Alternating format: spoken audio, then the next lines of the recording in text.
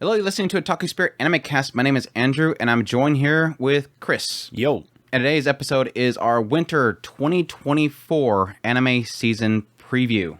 It is time, Chris. This is the only thing bad about the setup that we have right now. As I'm like this.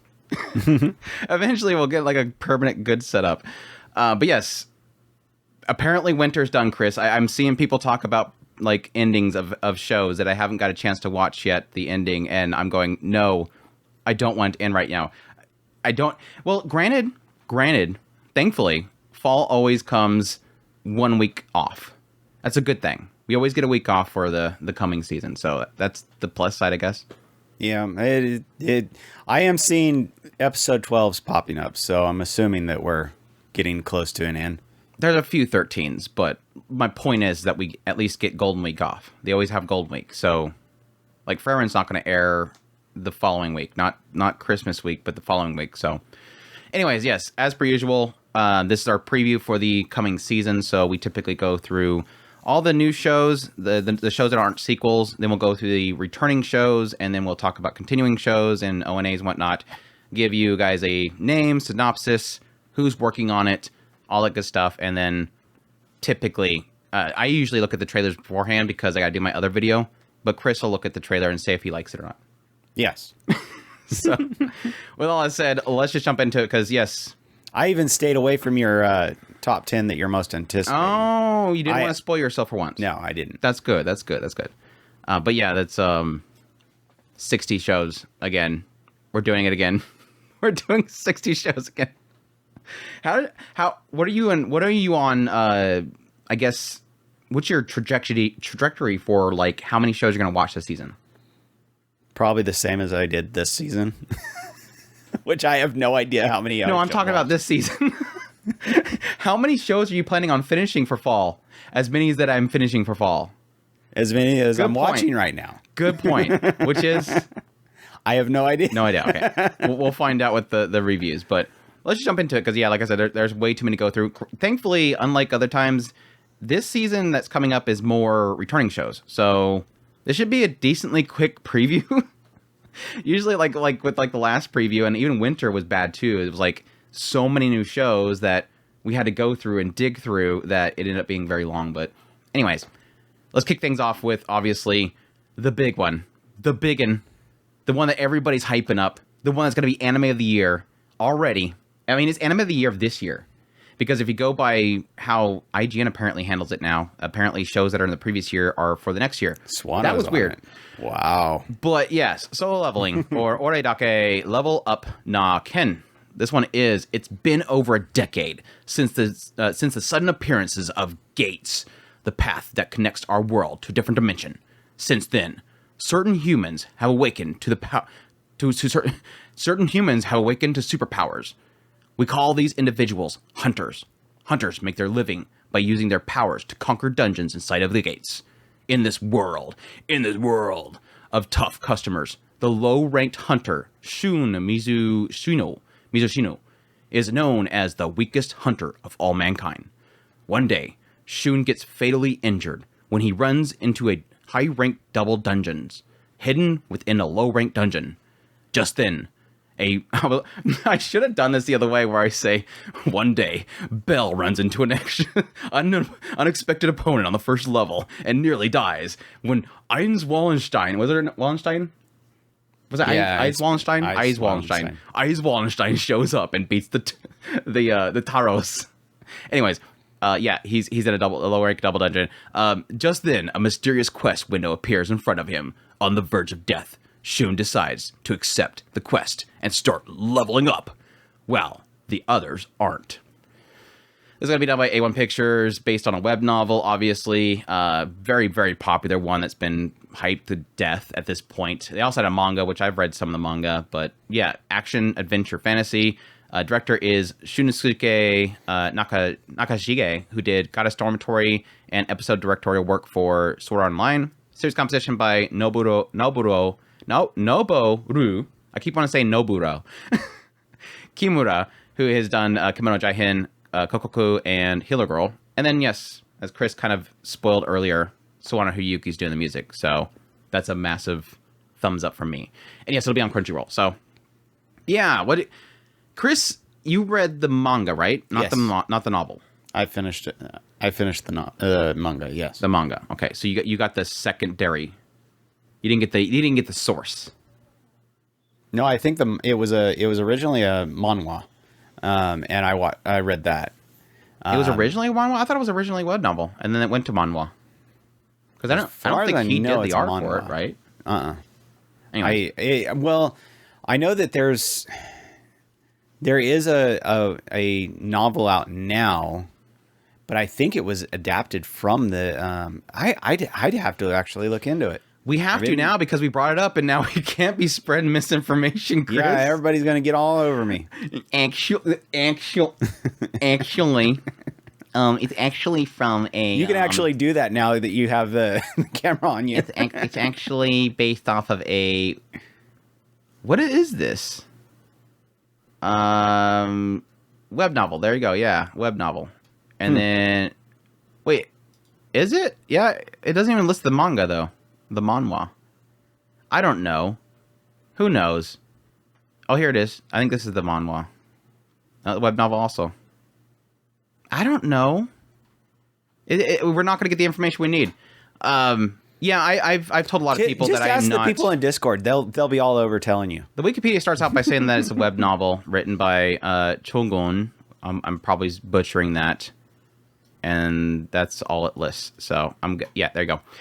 Anyways, yeah, I've been telling a lot of people that I'm keeping my expectations low. I've read the manga pretty much up until the point where the synopsis is talking about where he gets to the point where he got to the quest and all that kind of stuff, and it wasn't grabbing me. And a lot of that has to do with the fact that it just feels like a jokes.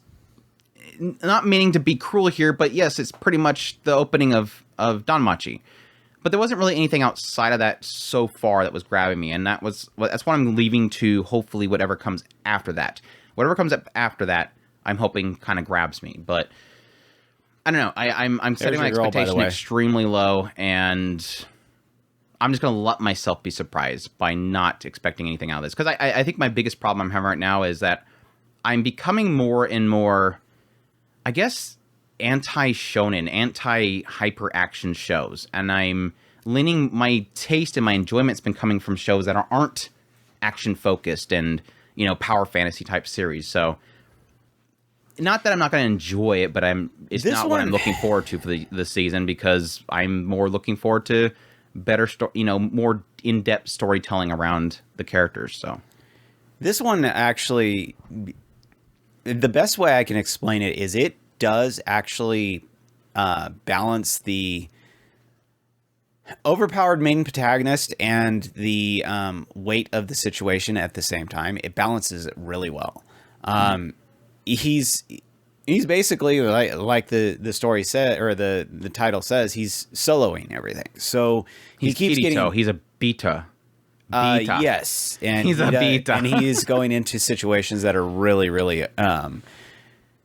So is it that overwhelming to him, and yet he does have some overpowered, especially later on, that actually counterbalances what he's doing. But he's always in a situation where he's way under leveled to whatever he's up against. So it balances that really well. Now, my confusion that I came with the synopsis is, from what I understand, he is given basically a questing opportunity to level up, whereas people don't normally level up, right? Nor that he is stopping people from leveling up.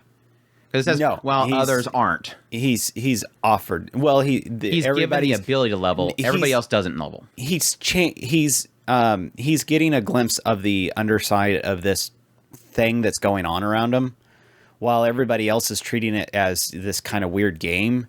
There's more to it than what is actually being let on, and the superpowers that everybody's gaining, because he's got a vision under the curtain. He's taking it more serious, and he's leveling up a lot faster. But everybody else normally can level up, I guess. Yes. Okay. And so while everybody else is taking a break, he's leaving them behind, basically. Yeah. Okay, I get you. All right, that makes sense. While others aren't, because they're not soul leveling. Pretty much. Anyways, that's the biggest show. There we go. That's it. Great podcast, Chris. That's the only show everybody cares about. That's the only one that everybody cares about. The drop off for all the listenership and viewership is literally to the end of that, and then everybody else is like, I don't care about anything else. I just want to know about Solo Leveling because it's the only show. I mean, yes, granted, most people they're just going to watch one show a season, so it makes sense. But anyways, we're going to talk about everything else because that's important, like Chained Soldier, or the risque title that they don't want to use. Mato Seihei no Shirevu. It's the naughty word, Chris. I said the naughty word. Demonetized right there. How should I need to change my voicing every time I do these. The demon-filled dimension known as Mato has opened to threatened humanity and a type of peach tree that grows. Are they going to do the peach thing on this one too? They're going to do the peach thing, aren't they? Grows, yield fruits that convert. I gotta move my. I messed up earlier and I meant to move my mouse over. Fruit that confers special powers to those who eat it, giving humanity a fighting chance. But this only works for women. Well, the fruits. God, that's mean.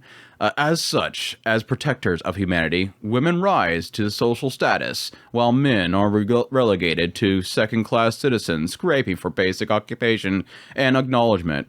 Q. Yuki Wakura, a domestically crafty and laborious high school senior whose older sister was taken during a Mato event 5 years before.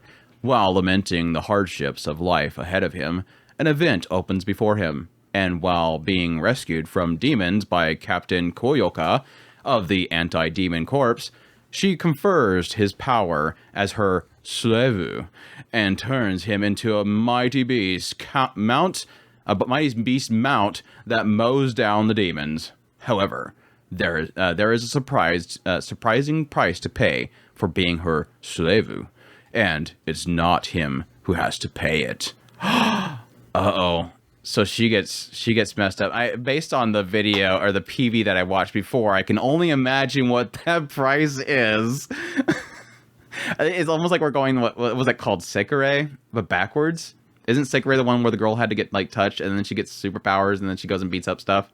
It looks like that backwards. Like they fight and then afterwards he has to help her out. I don't know. Yeah. 7 Arcs is working on it, so don't even bother watching it. There you go. Don't watch it. Moving on to the next show. Mm-hmm. Based on a manga, action, adventure, drama, ecchi, fantasy, romance. Series composition by Yasuhiro Nakanishi, who did Kaguya-sama Love is War, Shy, Yamada-kun Level 999. Creator is Takahiro, who did World Dai Star, and of course, Akame ga Kill. Anyhow, it's gonna be on High Dive. Yeah, I know that a lot of people are excited for this one, mainly because, yes, Akame ga Kill creator that worked on the original source material, but yeah, my biggest hang-up for this thing is obviously, and it's no joke, is 7 Arcs. 7 Arcs is not a good studio. They've never really been a good studio, and for them to take on what looks like, from what I understand, it's not like super heavy action, but you would assume this is an action show. And we're already seeing a lot of CGI being in the trailer. It's not horrible CGI, but they're really picked out shots. Typically with PVs, they're going to pick out the best shots possible.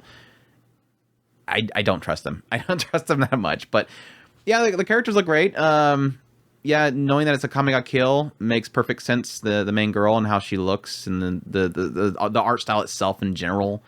But because what was her name? S Death or whatever her name was. The main character literally looks like her. So got that little hat on and everything. So we'll see. It's obviously this one and another one's probably going to be the big like controversial show of the season for sure. I mean, I think when it got announced that it was getting an adaptation, people were already freaking out about the title. But we'll see. It's in my honorable mentions at least. But I'm keeping my expectations extremely low for this, like 0, because I don't think the studio is going to do very well. But we'll see. It could be their breakout. We say that every time. Every time we criticize a studio, we're like, this could be the breakout. And then nothing happens. And we're like, okay, well, we'll give them a shot. Yeah, it seems like we've this one was announced like forever ago. Yes. Yes. But yeah, it looks interesting. Akame ga Kill writer does not make me. Yeah, that's my thing. Is like the whole Akame ga Kill thing excites people, Estep, but I don't like his writing. Yeah. Well, at least for Akame ga Kill, unless it's just that there was a bad adaptation, it was not good writing. It was very cheap. It was a very cheap writing. Like, nothing had purpose. It seemed like most of the death, unfortunately, was just for shock value. Yeah. None of it felt like it had purpose. The characters were very unlikable. We'll see. It could do something better. It seemed. I honestly feel like. No. I was trying to think of how much hype was around Akame ga Kill when that came out, and I'm like, no, Akame ga Kill definitely had more hype than this show did. Because I remember back in the day, people were crazy with that show. So we'll see though. Second class citizens rising up to be mounts. Mm-hmm. and all the Sims are like, I want to be her mount. Anyways, that's Chain Soldier. We'll see. Moving on. Let's get in some foodie stuff, Chris. Here's something you're gonna like. Obviously, we have our first foodie show. I think we have like 3 foodie shows this coming season. Delicious in Dungeon, or Dungeon Meshi. When young venturer Laios and his company are attacked and soundly thrashed by a dragon deep in a dungeon, the party loses all their money and provisions, and a member. I'm leaning too much into the voice, and I forgot to bring the lips together.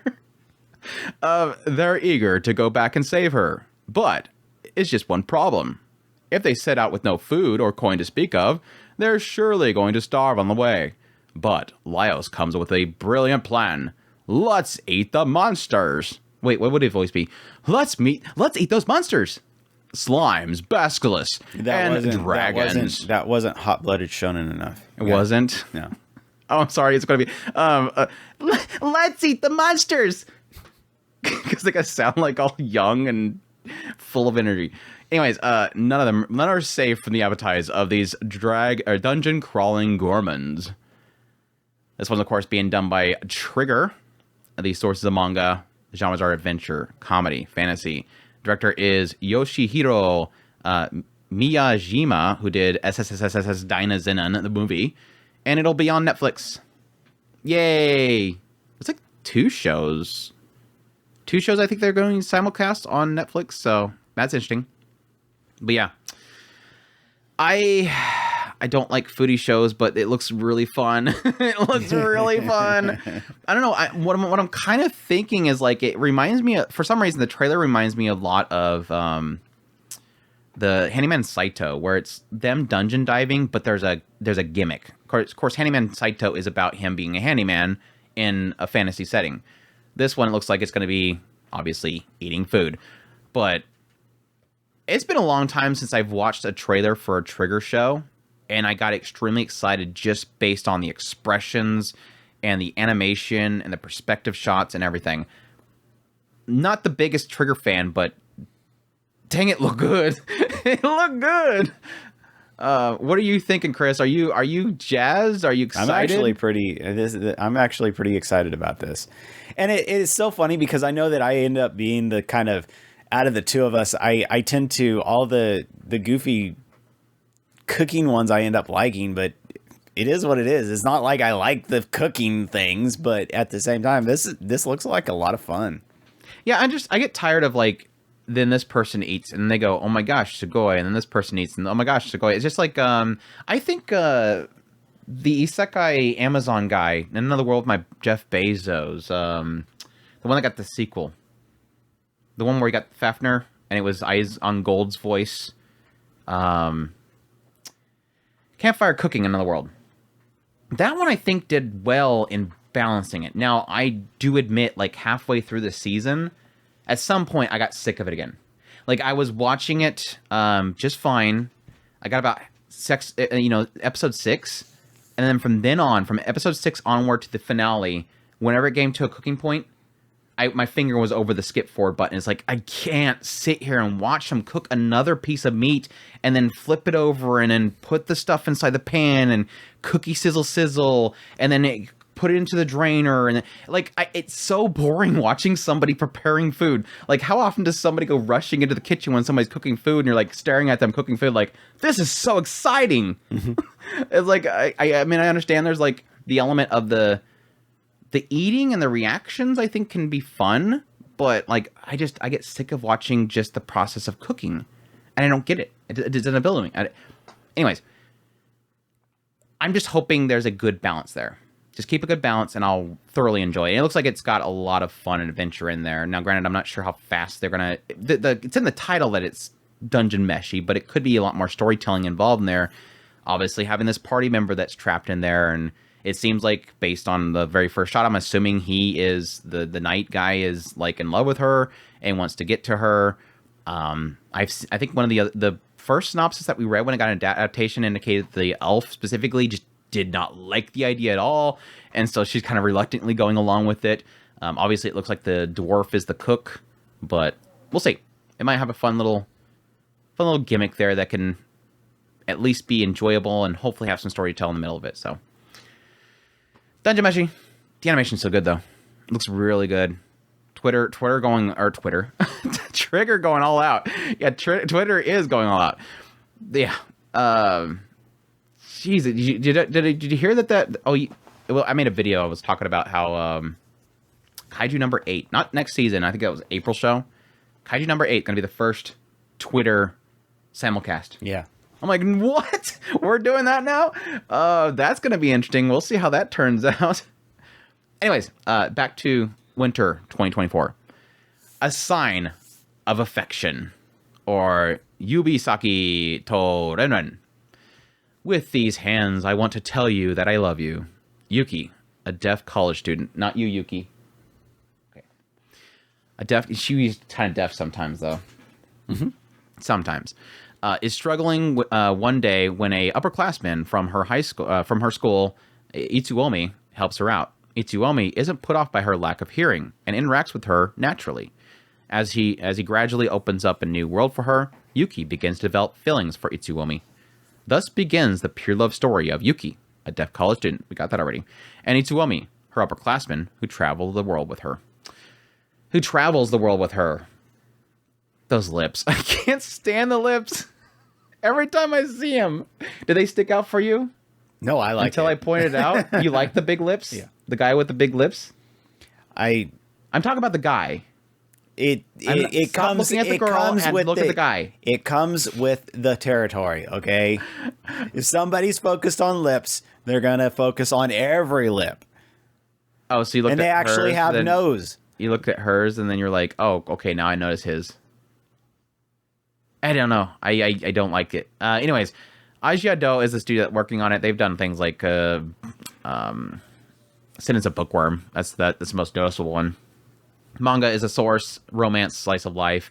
Yuta Murano is doing the directing work for it, which is they've done How Not to Summon Demon Lord. Series composition by Yuko Yonai Yama, who did Your Boy Coming. So there you go. And it's gonna be on Crunchyroll. What's your excitement, Chris, levels on this one? Excitement, Chris, levels.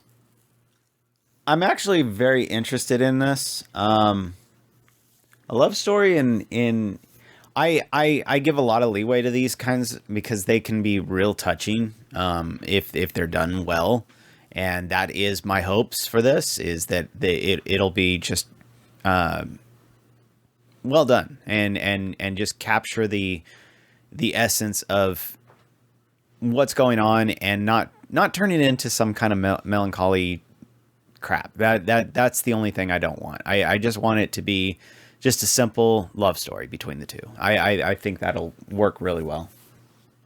I don't think they're going for a silent voice, that's for sure. Probably not. Because I joked about it being a silent voice with a shoujo filter. It's literally like, it's a silent voice with a shoujo filter on it, which is why there's so many pretty boys surrounding her. It's definitely got a shoujo vibe to it, for sure. It definitely does. I know. I think all the characters look great except for the one guy they show at the market. He looks fine, but the main guy, which I'm assuming is Itsuomi, I can't. His lips are just like so.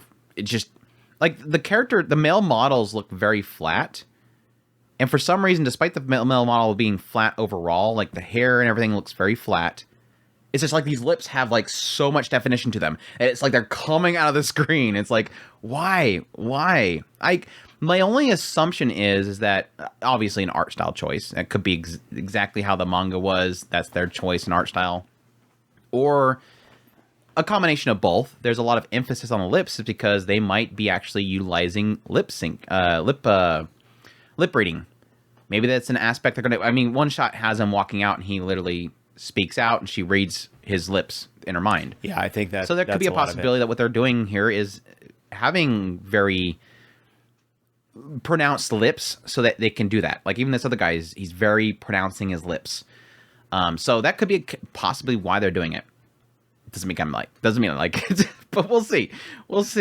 I'm extremely excited for the story itself because I adored A Silent Voice. I love storytelling from pretty much, yes, a perspective of somebody that has some sort of disability. And it, yes, unfortunately, is a very rare thing for anime to ever get into. I think last time we had it was like, what, 4 or 5 years ago when we had that one. I mean, it's been mostly movies. Mostly movies will have something that the characters are going through and they're trying to deal with. A Silent Voice was a movie. I think we had a short at some point that had some people in wheelchairs, but then that never came over here, so... It's a rare thing, and I think when they do it right, especially with a romance or something like that, I think is really well. So I'm excited for it. I'm excited for it. So it's definitely up there in my most anticipated for the season. I think like somewhere in the 2 or 3 point of my most excited. So yeah, that's a sign of affection. All right, Chris, it's time for some Hokkaido gals. Let's get some gyals. We got to get some gyarus in here. Can't go a season without some gyarus. We have Hokkaido gals are super adorable, or Donsako gal wa, oh my gosh, I hate this name. Nara ramen koi. This one is high school boy Tsubasa moves to Kitami City, up in Hokkaido, where he meets a gal at a bus stop. That's probably gyaru. Meets a gyaru at a bus stop. The sight of her standing alone against the white snowscape, bare-legged, despite being freezing cold, captures his heart. That's it. He meets a girl, and she's freezing, even though she's wearing a skirt, because gyarus do that. What's the term? What's the phrase? Sacrifices for beauty or something like that. I think it was a Gyako-chan did that, where they were saying that it's like sacrifice for beauty or something like that. Anyways, Blade and Silverlink is the studio's working on it, based on a manga. Genres are comedy, romance, slice of life, and the director is Mirai Minato, who did Maid I Hire recently is Unusual, and Masamukun's Revenge R. So that's pretty much it. That's the notable people behind it. So what are you thinking, Chris? I love it. Love it. I need some more gyaru in my life. So yeah, gyaru. Are you enjoying the current gyaru experienced? I was not. I actually didn't. You're supposed to say yes, of course. Every season I'll consume the gyaru shows. Just not that one. That one's not the same. No, that one's just so melodrama and dumb characters. This is more like the, I guess, wish fulfillment, like the perfect waifu character kind of show.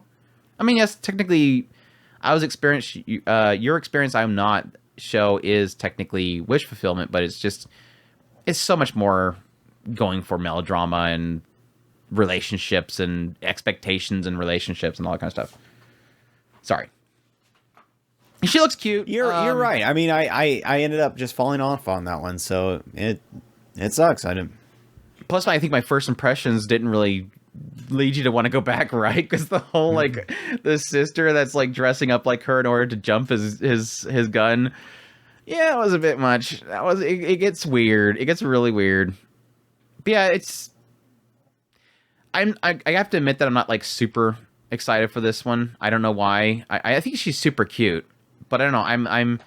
kind of like the whole action shonen thing. I think I'm getting a little bit fatigued on the whole perfect waifu. I'll definitely be giving it a shot, but hopefully it does something within the first, so episodes to really grab me. Gyarus have a kind of pushy, flirty, kind of cutesy nature to them that just kind of works for them. And I mean, when you see a Gyaru, it's you have this kind of expectation, and some shows, if they don't pull that off, it does kind of hurt it in a lot of ways. So what's funny is I don't think any Gyarus. I mean, there's some cases where Gyaru. I think Nagatoro, I think, is the most like what I would actually think an actual Gyaru is like. Yeah, they're like super mean, and they're very much so done up and all that kind of stuff. And it seems like every anime that has Gyaru, besides that one, that is always the misunderstood. Yeah, which is, I guess, is fine. It's just like the whole like the really hot girl that you think is like would never give you the time of day, but she's actually like super nice, and she's constantly trying to talk to you and stuff like that. Or is the dress up darling where she's actually a super geek, but yeah, anyways, Hokkaido gals, super adorable. See how that one turns out. Time for Witch Hunter Robin. Are you ready for some Witch Hunter Robin, Chris? I think we were quoting it as pretty much being that. The Witch and the Beast, or Majo to Yaju. This one is, it all started with the 17 origins, whose powers were passed down to individuals who still exist around the world today. A man carrying a coffin and a girl with the eyes of a beast appear in a town. The girl was once cursed by a witch and now searches for her in order to undo the curse. Is the witch who appears before them appears before them the query that they are searching for? And how can the curse be undone? The quest for revenge against the evil witch begins rolling when the beast captures the witch. This magnificent and intense dark fantasy begins now. This is kind of like the Chain Soldier thing. I'm going to come right out and say it. Yokohama Animation Labs is the ones working on it. And again, set expectations really low for that studio. Sources of manga and the genres are action, adventure, drama, fantasy. And Yuichiro Momose is going to be working on it, who did Rokudo, Bad Girls, and So I'm a Spider, So What? So, is it a series composition or did I say director? It's a series composition writer. And it'll be on Crunchyroll, so. Yeah, like I said before, I think when we first heard the announcement for this one, we really only had like the key art to work with and the synopsis, and I was like, getting some mad like Witch Hunter Robin vibes, but I know it's not going to be that because wasn't Witch Hunter Robin, was that more modern setting, or was that yes, modern setting? Because this kind of looked like Paris or something like that. Yeah, Victorian. I don't know. I guess it's kind of a similar setting, similar style. On the cusp of the industrial revolution. Yeah, it looks good. It's got a great style to it. I don't know the studio's going to hold it together. Hopefully it's not too action heavy, because they definitely won't be able to keep that together. But again, just like Chain Soldier, might be their big hit, coming out swinging, get a lot of money put behind them. I don't know, who knows? A good team of animators suddenly jump in there and they just take off with it. Who knows? Are you going to be giving it a shot? Oh, absolutely. I absolutely love the artwork. So I'm just absolutely thrilled about it. I really want to get into this one. Yeah, I guess it's for a good thing. I just can we get a little bit more visuals to work with here? Or like the PV is like super short. There you go. The Witch and the Beast. Let's move on to Metallic Rouge. Rouge. You gotta stop kicking the table because your camera's on the table. You gotta remember that going forward. Metallic Rouge.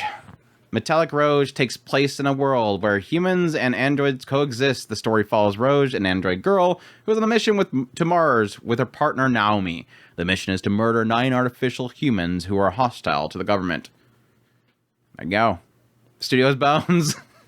Sources original genres are action, mecha, sci-fi, Director is Motonobu Hori, who did Super Crooks and Carol on Tuesdays, which definitely Carol on Tuesdays was amazing. And the two writers we have listed for it is Yutaka Izubuchi, who did Rasavan and script work for Battleship Yamato 2199, and Toshizo Nimoto, who did Macross Delta. So take that for however you want to take it. I don't know if that's a good thing for a lot of people or not, but we'll see. I don't know.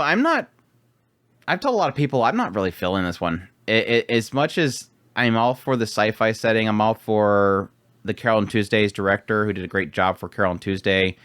The writers don't seem like they really have much under their belt original-wise, unless I'm missing something. And the PV is full of action and crazy stuff. Great use of CGI. It doesn't look too like it stands out too much, but I just feel like there's something that's deep inside me that's saying this is going to be very shrug. I don't know. Are you getting hyped up for that just based on that trailer? It's getting hyped up, Chris?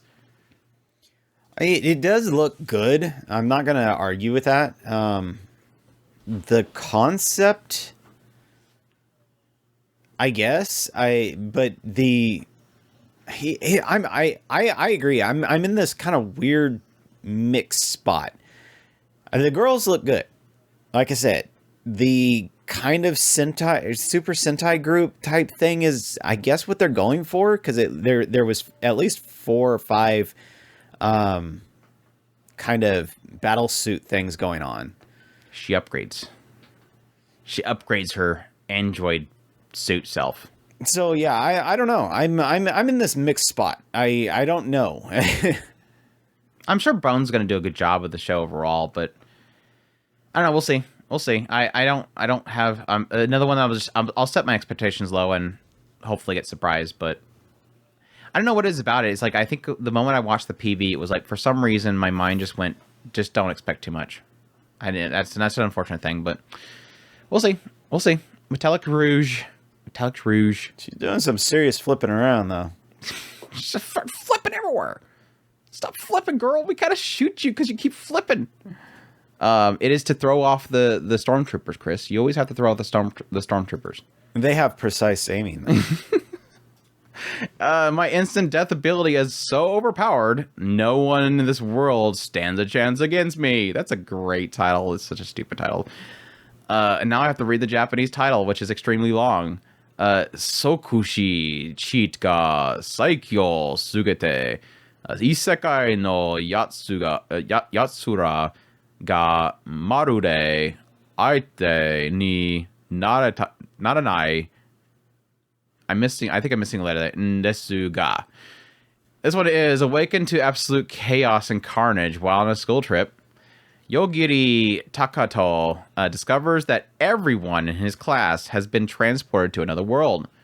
He has somehow managed to sleep through the entire ordeal himself. Missing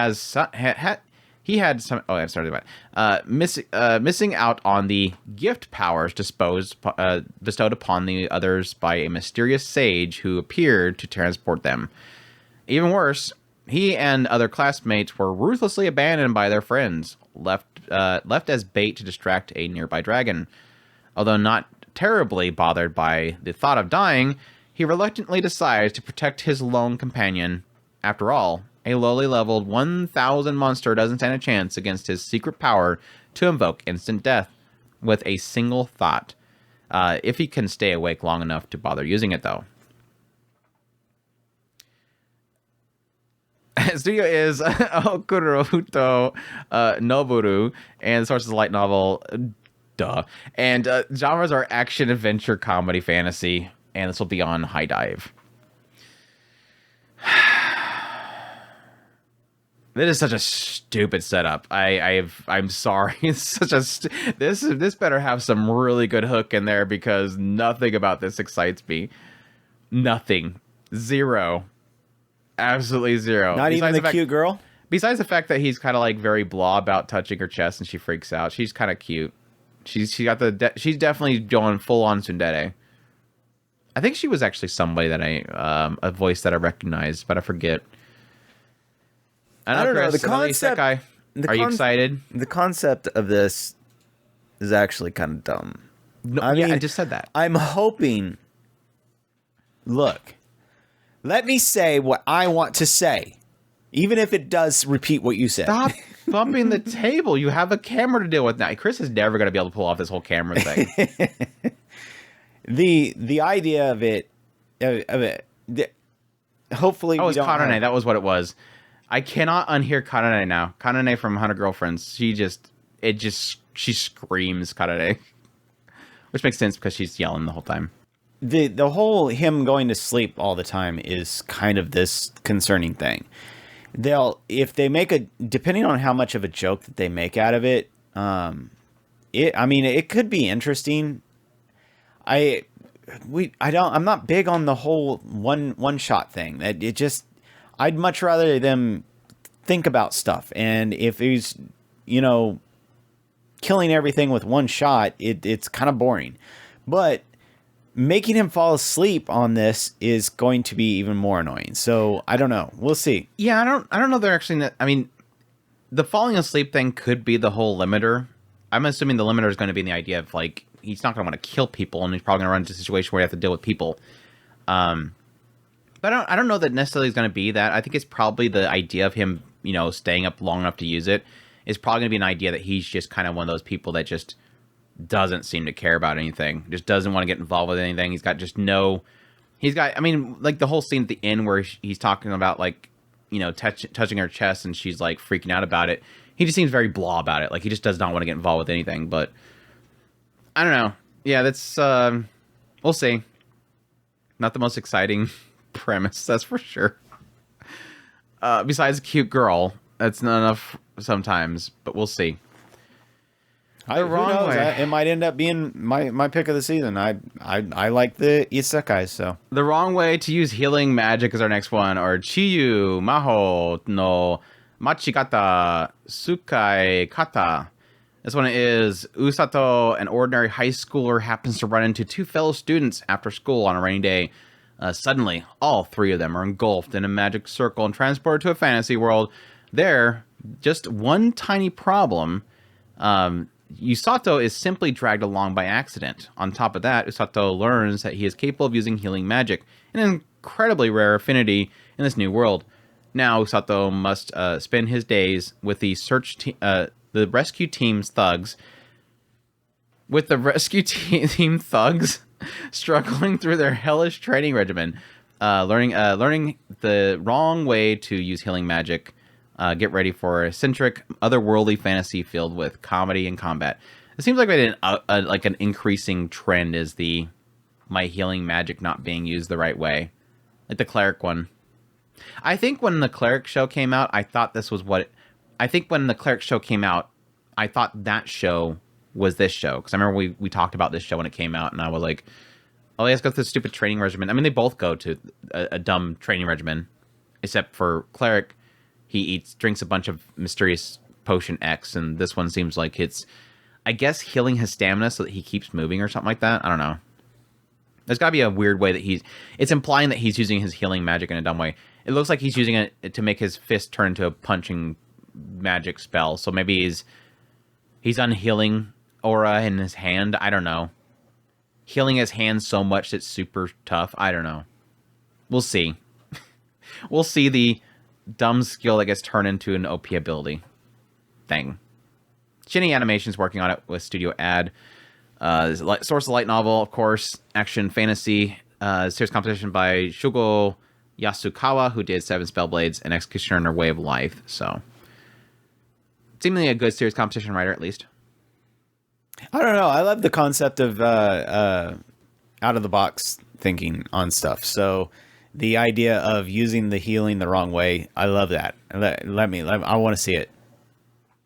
It's so funny because I'm kind of starting to get into the opposite, where I think the out of the box thing has gotten to the point now where it's just, it lacks, I guess, structure. Like, actually, it's more on the idea that it's like the assumption's always going to be that they break the system. Like, every single one of these is I am given the worst, but then I find the best. And at some point, it kind of gets turned into, like I joke about before, with like the whole synopsis where it's like, he gets reincarnated into this other world, and he has the weakest ability ever. I'm like, okay, then where's the line where it says, and then he figures out how to be the most powerful ever? It kind of is the assumption that it always comes to.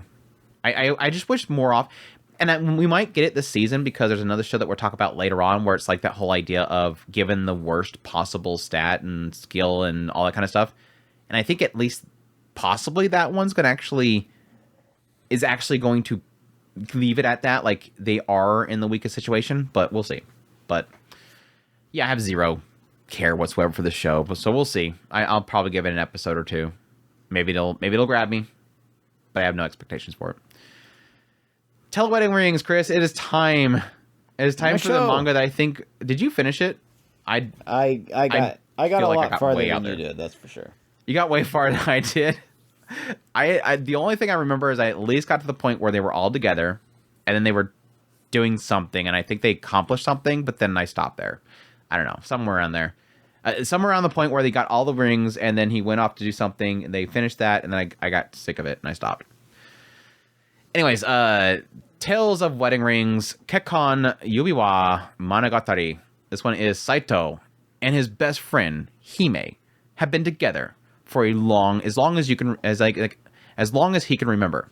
So when she tells him she's going back to her home world to get married, his first thought was to follow her and crash her wedding.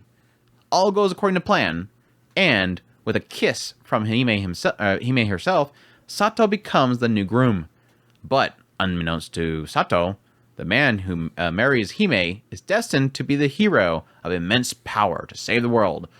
Is Sato up for the challenge, or is it just too much responsibility for one high schooler to handle? It kind of says it, but doesn't really specify it, that he technically runs through a portal to another world. Like, literally, she's going back to her home world, not a planet. She's just walking through a portal, and he runs to the portal and just goes, stop, I want to marry her. And yeah, it doesn't really get into technically all the other stuff that I just kind of technically talked about earlier, which is the whole wedding rings. There's more than plural. One ring. Yes. Plural. I mean, the trailer literally is like, here they are. Like, I at least when I was reading the manga, it was like, okay, now, yeah, it makes sense. We're gonna have an elf. Oh yeah, of course. We're gonna have a beast girl. Yeah, we're gonna have. I think one of them was like an android or something. What was the android one? She was like a. I don't remember an android, but the short hair girl that looks like she's like Kudere or whatever. Anyways, yeah, like I mentioned before, I read a lot of this. It was actually on Crunchyroll's app. I read a lot of it, a whole lot of it, and I stopped reading it because it's so boring. Like it was kind of interesting early on. It was kind of that whole, yeah, technically fetishizing the harem, and all these girls are so thirsty for him, and it never delivers, by the way, like ever. Like I'm sure this season will never have a single speck of it. It's just going to be a lot of the girls, a lot of them all over him, but nothing actually happening. It is a massive tease show, and nothing ever really happens. The thing that kind of kept me going is I like the art style from the manga, if I remember correctly, and I also like the concept they were kind of building there, and this idea that he gets stronger with them. He's basically building up a harem that will empower him. And it had the idea of the villain character and everything was sort of interesting, but it just got repetitive. Like, it got super repetitive at some point. It just turns into a formula, that just keeps going, and I got bored of it. So I don't know. Maybe the anime will be better. Another thing, the PV doesn't look that great. I don't think Staple Entertainment's the greatest, but we'll see. We'll see if they can do something interesting with it. But I won't expect much. Yeah, I really enjoyed the manga. So getting the group actually watching an anime version of it is actually super exciting for me. I love the concept, and like Andrew had said, the whole idea of every time he gets a new girl, he gets a ring, and that gives him more power, and it is kind of fun. It's just goofy harem shenanigans while having a kind of adventure to go and collect everything. So, yeah, I like it. I love it. The director working on it did Vermilion Gulls. That's a plus. Vermilion Gull was a pretty good, at least etchy adaptation. Series Competition did The Vanitas. That's good, too. Creator did Abandoned Sacred Beasts. I think I went into Abandoned Sacred Beasts because of this creator. Because I read Tales of Wedding Rings and then Sacred Beast came out and it was same creator. And I'm like, this is definitely different. Definitely different. Anyways, let's move on to Maho Films' butchered anime of the season. We gotta have every season a butchering of some adaptation by Maho Films. Dr. Elise this time. The Royal Lady with the Lamp. Or Gekkai Elise. This one is making up for her sins of her past life as the evil Princess Elise. Aoi Takamoto dedicates her life to saving people as a doctor. But a fatal accident cuts her atonement short, and she suddenly reappears back into her previous life, 10 years before her death. Will her foresight and medical brilliance help her change her past ways and heal an ailing empire? Or is fate doomed to repeat itself? Question mark. If it does, it'd be a really sad ending. But anyways, Maho Films working on it. Sources of manga. Genres are comedy, fantasy, romance. And this one, the director is Kumiko Habara, who did Last Boss, Villainous, and Standing on a Million Lives. Series Competition by Deko Akao, who did Tearmoon Empire, Komi-san, Vanitas, and Higehiro. That's their second one, by the way. We're going to count them. That's the second one from that person. So Deko is doing 2 shows so far. We're going to keep count, Chris. Yes, I'm hinting at the fact there's going to be more. This girl busy. What do you think, Chris? Again, Chain Soldier and Witch. Maybe. I mean, the PV looks fine, but granted, everything in Maho Films, I don't think they really necessarily show it in their actual PV, but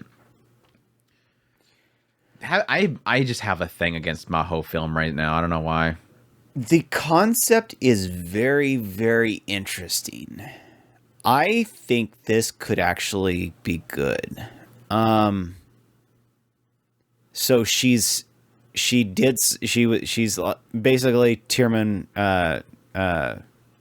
fantasy. So yeah, like Victorian setting. She's this princess, and she's a villainess. She dies, and then she reincarnates into modern times, becomes looks like a brain surgeon. She becomes a brain surgeon in our modern times Japan, and then she gets blown up in a plane, and then she pops back to her previous life as this princess 10 years before she's going to die. And so she's going to correct all of her ways. Yeah. I actually like that concept. Yeah, I've been like a lot of the isekai reincarnated medical expert kind of things, like the pharmacist in other world kind of stuff. I think that stuff does really well. I'm not sure if the writer is versed in that medical stuff, kind of similar to the other ones were. But I'm not sure if this one is the author for. I'm not sure if the author for this one is learned in that kind of stuff like the other ones were, but could be. Yeah, I'm on the same page as you. I putting Maho aside, I am kind of interested in what they can technically do with this. I think the only thing that has me kind of a little hesitant story-wise is I hope it's not too bogged down by the romance. Because I think that could get a little bit too sidetracked in her kind of redemption story to be too focused. Because there's way too much time in the PV spent with her looking at this guy. And maybe they're trying to appeal to romance people, saying, look at her with this dashing dude, which I'm assuming is probably going to be the guy that probably took her down in her past life, is probably the person who eventually ended her. And maybe she's trying to get in favor with him first, but it is again, the PV spends way too much time with him, and I'm afraid that's going to be the focus and not her. What seems like they're indicating based on the synopsis is that her trying to, maybe her death is caused by a pandemic, some sort of medical thing. She says her alien empire, maybe the idea of this empire that she's a part of, maybe there's a big massive threat coming to it, and she's probably going to put into place something that can cure it. Maybe it is something medically that maybe she has to research it, or maybe it's something that she knows what the cure is, and she's got to figure out how do I get it out there. Kind of like, again, what's it called? The one where he was a noble boy and his parents like made him the queen made him an entire pharmacy, and it was like super rich looking. Because that one, it got into the idea of like this big plague going out, and he had to like quarantine places and everything. So it could be something like that. We'll see. We'll see. All right, time for another angel to deal. Actually, yeah, is technically legit an angel. The foolish angel who dances. Foolish angel dances with the devil. The foolish angel danced with the devil. Oroka na tenshi wa akuma to odoru. This one is Masatora Akutsu, a demon on a recruitment mission in a human high school, is drafting allies for hell against the heavenly angels. But when seated beside the captivating Lily Amane, he is in for a devilishly hilarious celestial surprise. Children Playground Entertainment's working on it. Sources of manga, and the genres are comedy, romance, supernatural. The director is Itsuro Kawasaki, who did Be the Beginning, Yakuza's Guide to Babysitting Magical Girl Ore, and Listen to Me Girls, I'm Your Father. So there you go. A nice little mixture of action and comedy. So they got what seems like with the PV. They know what they're doing, at least. Yeah, I don't know. I kind of want this to work, like, really badly. It's got a little bit of that whole kind of Kaguya-sama Love is War kind of vibe coming from the PV, where it's like the two... Obviously, she's going to be an angel. And he's trying to recruit for his people, and she's, like, gorgeous, so he's, like, dead set on recruiting her. I think they understand who each other are at some point, but I think it's kind of... Definitely the earlier segments of PV kind of playing on the idea of the two of them trying to win the other one over. So she does something super cute, and he gets flustered, and then he does something, handsome, and then she gets all flustered. And I think what they're kind of play off of is the idea of them not wanting to admit maybe to the other side, like not wanting to lose. Because maybe the idea of the concept in their mind of losing is, they join them, whereas they want them to join the other side. But that's kind of funny. Like, him going down there recruiting, meets an angel, they fall in love, but then the angel wants to recruit him, maybe, in the reverse. It looks like it'd be a lot of fun. Not that I think it looks the greatest. PV definitely doesn't look the greatest. A lot of proportion issues, but we'll see. I can hope. Why does he have so much hair when he's... Like, I see her and she's blow drying her hair and it's super long, and I'm like, that makes sense because she has long hair. And then it cuts to him in the bathroom, and he's... Unless it's no, there's nobody else in the key art that has his dark hair. So maybe his hair grows out. I don't know.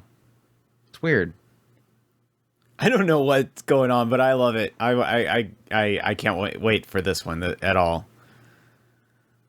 Like this whole like classroom fighting scene. I'm like, I have no clue what's happening over him because no clue what's going on. It's like I want it. An axe is swinging, and then she screams out, and then the axe is like right next to his face, and then it like shows a toppled over desk, and then he appears to the side. So yeah, like I said, the play doesn't look the greatest, but hopefully it's a good show. She looks super cute. The glasses seems super cute. Anyways, maybe she'll recruit me. We'll see. The foolish angel dances with the devil. Here's our second reborn show of the season. So we had the Dr. Elise, and now we have this one as the reborn 50 times shows. Villainess Level 99. I may be the hidden boss, but I'm not the demon lord. Oh, no, this is the other one. I'm thinking of the 7th reborn one. I don't know. Anyway, we'll see. Aku Yaku Reijo Level 99. Watashi wa ura boss desu ga mao de wa arimasen. This one is this college kid wants nothing more than a quiet life. So when she's reborn as Yumiela, the hidden villain of an Otome RPG, she's not exactly thrilled. Still yearning for peace, she abandons her evil duties to live a more discreet life. Until her gamer side kicks in and she accidentally reaches level 99. Now, everyone suspects that she is the infamous Demon Lord. What future awaits her? Is Jumondo, the source of light novel. Genres are fantasy, romance. And the series composition is Fumihiko Shimo, who did maxed out my defenses and Don't Hurt Me, my healer, as well as bottom tier character Tomozaki. It'll be on Crunchyroll. So another villainous show. You excited for another villainous show? Well, she's not supposed to be the villainess. She's actually the secret boss. She was reborn as the villainess, and she decides to hide away. She's the hidden villainess of an Otome RPG. She's not thrilled about it. She goes to hide, but then she levels up too fast. She's like, damn it. So it kind of turns from like, I got to get out of here to crap, I accidentally leveled up really fast. And then like suddenly it's crap. Now I got to hide the fact that I'm overpowered, but then she doesn't, obviously. I don't know. I don't know. This doesn't really feel like a villainous show per se. The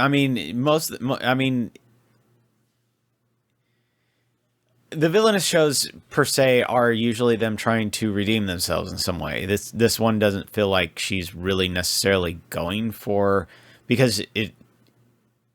Well, yeah, it's not playing off I'll just avoid flags. Well, she does technically because she runs off. That was her. That most of these villainous isekais, they literally go, okay, now I got to make sure that I don't do the bad thing, that I know what the bad thing is. She literally says, I'm going to avoid all the flags by just going somewhere else. But then apparently somebody finds out that she's level 99. Well, she puts her hand on a crystal and everybody freaks out. I don't know. Based on the key art, it looked like it might be a thing where she is trying to benefit the hero party, like the main Otome character. And maybe see if she can buff her up or something. I don't know. We'll see. I have no problems with the villainous shows so far. So we'll see. There you go. I'm getting a little worn out by them, so they have to do something really good to get my attention. But we'll see. What I am excited for, because it seems like I've been Debbie Downer for a while now, is Gushing over Magical Girls. Maho Shoujo ni Akogarete. Hi, I'm Hiragi Utena. I'm a normal magic girl loving middle school girl, or at least I was. But then some talking mascot showed up out of the blue and casted a spell on me. Now is my chance to join my beloved magical girls as a villain. Love it. Hang on, something's wrong with my outfit. This can't be happening. Studio is Asahi Production. Source of manga. Genres are obviously comedy, ecchi, mahou shoujo.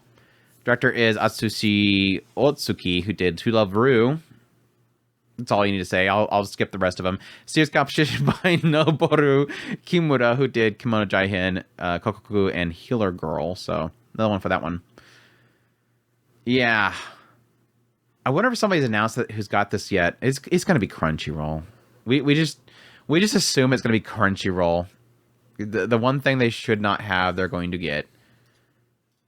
Of course, this one is the show that will have 3 versions. You will have a TV broadcast, which is highly censored. Be expecting that whoever picks up this show is going to get that version, because the next version is the streamed exclusive version, which is probably exclusive to a Japanese streaming service and nowhere else, including the West. That one's going to be slightly censored with a few visuals and audio. And then they're going to have the Blu-ray version, which is totally uncensored. So the version that obviously anybody that knows what they're doing is going to be watching is going to be the subtitled transferred over to the the mostly uncensored version that somebody else will release later on sites that we shall not mention, that everybody who knows. Yeah, nobody's been announced as being the streaming service yet, apparently. That's crazy. I figured by now something would pop up, so maybe that's one that some people are fighting over. Come on, High Dive, get it and get the uncensored version, and I will go back to simping for you like I always do. I'm trying to keep High Dive alive as long as possible, despite the fact that I acknowledge all their flaws that everybody knows. Come on, High Dive, this is a good one for you to get, and get some brownie points for being uncensored. I absolutely love this. I'm super hyped for this. I can't wait to watch this one at all. Yeah, my assumption based on the synopsis and the preview is it looks like she's going to be turned into a villain, obviously. And I'm guessing it's going to cause her to have to do something bad to the girls. Like you cannot not be the villain. And what it looks like she's going to turn into is just, yeah, it's basically a Dom thing. Like, she's going to literally tie them up and smack them, and then she gets, like, some sort of enjoyment out of it. I don't know if she get enjoyment out of it because she's in the villain outfit and her villain persona and that it creates something for her, or if she's just literally going to get into it. That's the question mark that's coming up. But they got the faces and everything going on. It looks great. And yeah, it's extremely questionable, which I love. Because I love when anime just does not give a crap, and this one is definitely the show of the season where they don't give a crap. So, yeah, besides the Chain Soldier, this is the one that I think is going to break the internet. It's gonna worse than break the internet. You know it will. You're gonna have half of the fandom is just gonna love it to death, and half of the fandom is gonna hate it, and then there's gonna be like 4 people who doesn't understand why anybody is talking about this show.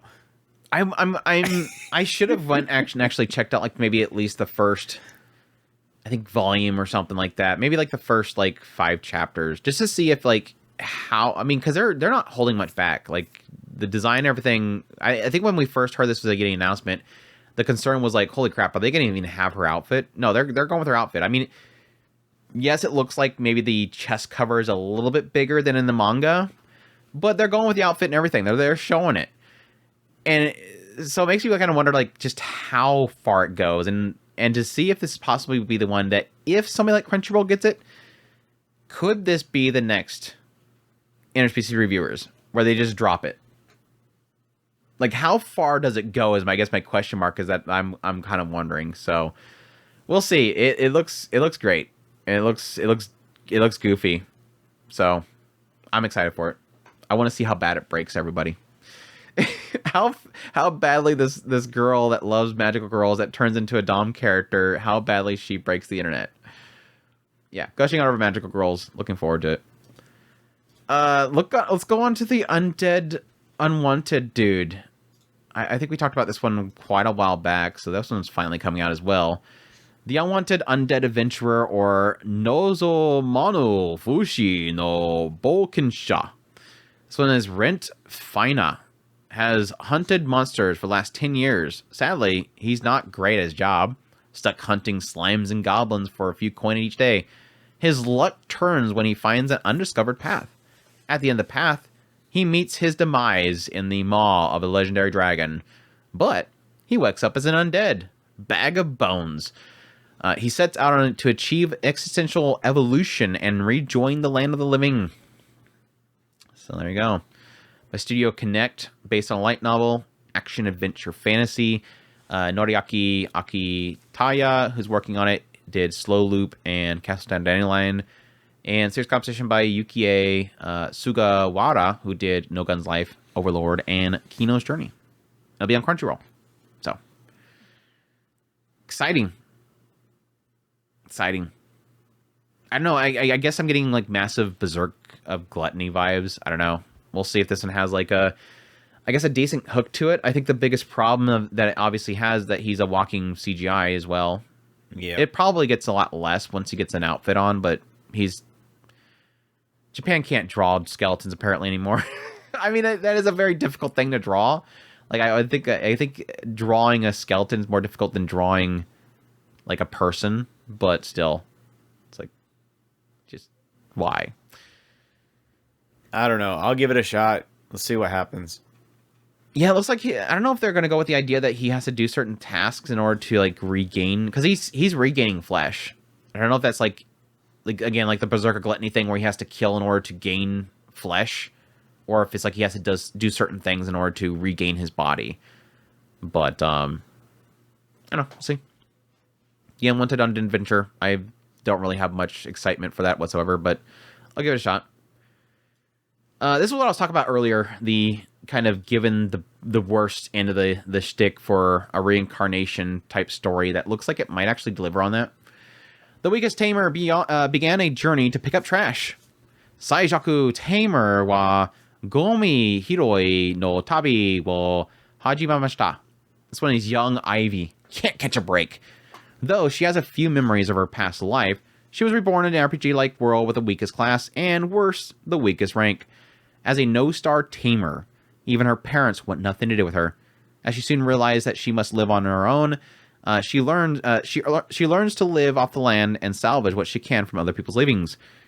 But when Ivy manages to tame Sora, a lowly slime, everything changes for both of them. There's something special about this frail little monster, and Ivy's care will bring out the best in both of them. Studio Masket. I don't think we've ever seen anything on Masket. Source of the light novel, genres are adventure, fantasy, and the search composition by Katsuhiko Takayama, who did Rainy Protocol, and Sakurada Reset. Sorry, I just a reflective when the Rainy Protocol came up. For those that don't know. Yeah, like I said, I'm kind of I mean, it looks pretty brutal early on, obviously, getting kicked out by her family, which looks bad because it kind of looks like the father, like they're still trying to nurture her or something. Maybe it's that whole idea that like no potential comes out, so they just kick her out. But obviously the interest that I have is obviously it looks like it's going more for that heartwarming aspect of her going out and finding purpose and meeting a friend and just the two of them surviving together. So I'm hoping it doesn't turn into that thing where, like I said, there's something special about this frail monster because it is overpowered, or is it going to be, let's just chill and let her just roam around and survive? Obviously, the whole pick up trash thing is that she's probably the slime is going to absorb thing, and it maybe makes the slime stronger or something like that. Maybe it's like I don't know, a reincarnate is a slime thing where it just builds up attributes and skills just by eating things. We'll see. Maybe it'll be a more heartbreaking but wholesome version of the By the Grace of the Gods. That's what I was going for. She opens up a laundry unit. Well, I don't know that it would necessarily go that direction, but it feels like it's just going for slow life, just kind of a sad start to a story, but just kind of finding the happiness out of the... And I think that could work. It looks very, very cute and very sweet. I'm actually really excited about this one. Is she going to be seen as a thief? Like, she literally finds, like, this wagon tipped over, and the thing starts eating a bunch of potions, and then she's running. I'm like, they're going to think that she's a thief. Like, she stole all the stuff. Like, why would you suddenly have your slime eat all the cargo? Anyways, there's a lot of characters on the key art, so I imagine she's going to run into a lot of adventures or something like that, but we'll see. We'll see. Hopefully it's not too heartbreaking, because it looks kind of heartbreaking at the same time. But I'm kind of hoping for like a sense of bookworm kind of thing. Like, just keep it a little bit chilled. Keep it wholesome, keep it chilled. The Weakest Tamer began his journey to pick up trash. Hopefully he'll pick up this next show, which is... I'm joking. This one is Mr. Villain's Day Off, or Kyujitsu no Waru Mono-san. An evil organization from another planet is trying to take over Earth. An extraterrestrial from the organization named General tirelessly fights against Earth's defenders every single day in a battle of life and death. However, today is his day off. Shinny Animation's working on it. Comedy, slice of life is the genres. But, yeah. Excited, Chris? No. Okay. I'm not either. I'm just being honest. Nothing about this screams, I really, really, really want to watch this. I'm sure, I don't know, I guess I got a lot of vibes of something like, what's that show that's currently on this, my nice boss, whatever, from this current season? Like, Goofy Boss? Just chill kind of thing. Yeah, just kind of a chill thing, but then kind of throw the aspect of him technically being a villain. But I don't know, I guess kind of throw in there that research show that we had a while back where it kind of had the characters on their off time whenever they're like currently the villain's development department or something like that, where they're just kind of, you see the back side of it, have the business side of it, but then they have a lot of desires of their own outside their job. That's what it looks like. He really loves pandas, apparently. Yeah. I don't know. I'll give it an episode. It looks charming. Just, yeah. Yeah, moving on. Let's move on. We have our first Disney Plus show of the season. Woot woot. Ishura. This one is in a world where the Demon King has died. A host of demigods capable of felling him have inherited the world. A master fencer who can figure out how to take out their opponent in a single glance. A lancer who so swift they can break the sound barrier. A Wyvern rogue who fights with three... I don't know. I'm still reading it. A Wyvern rogue who fights with 3 legendary weapons at once. An all-powerful wizard who can speak thoughts into being.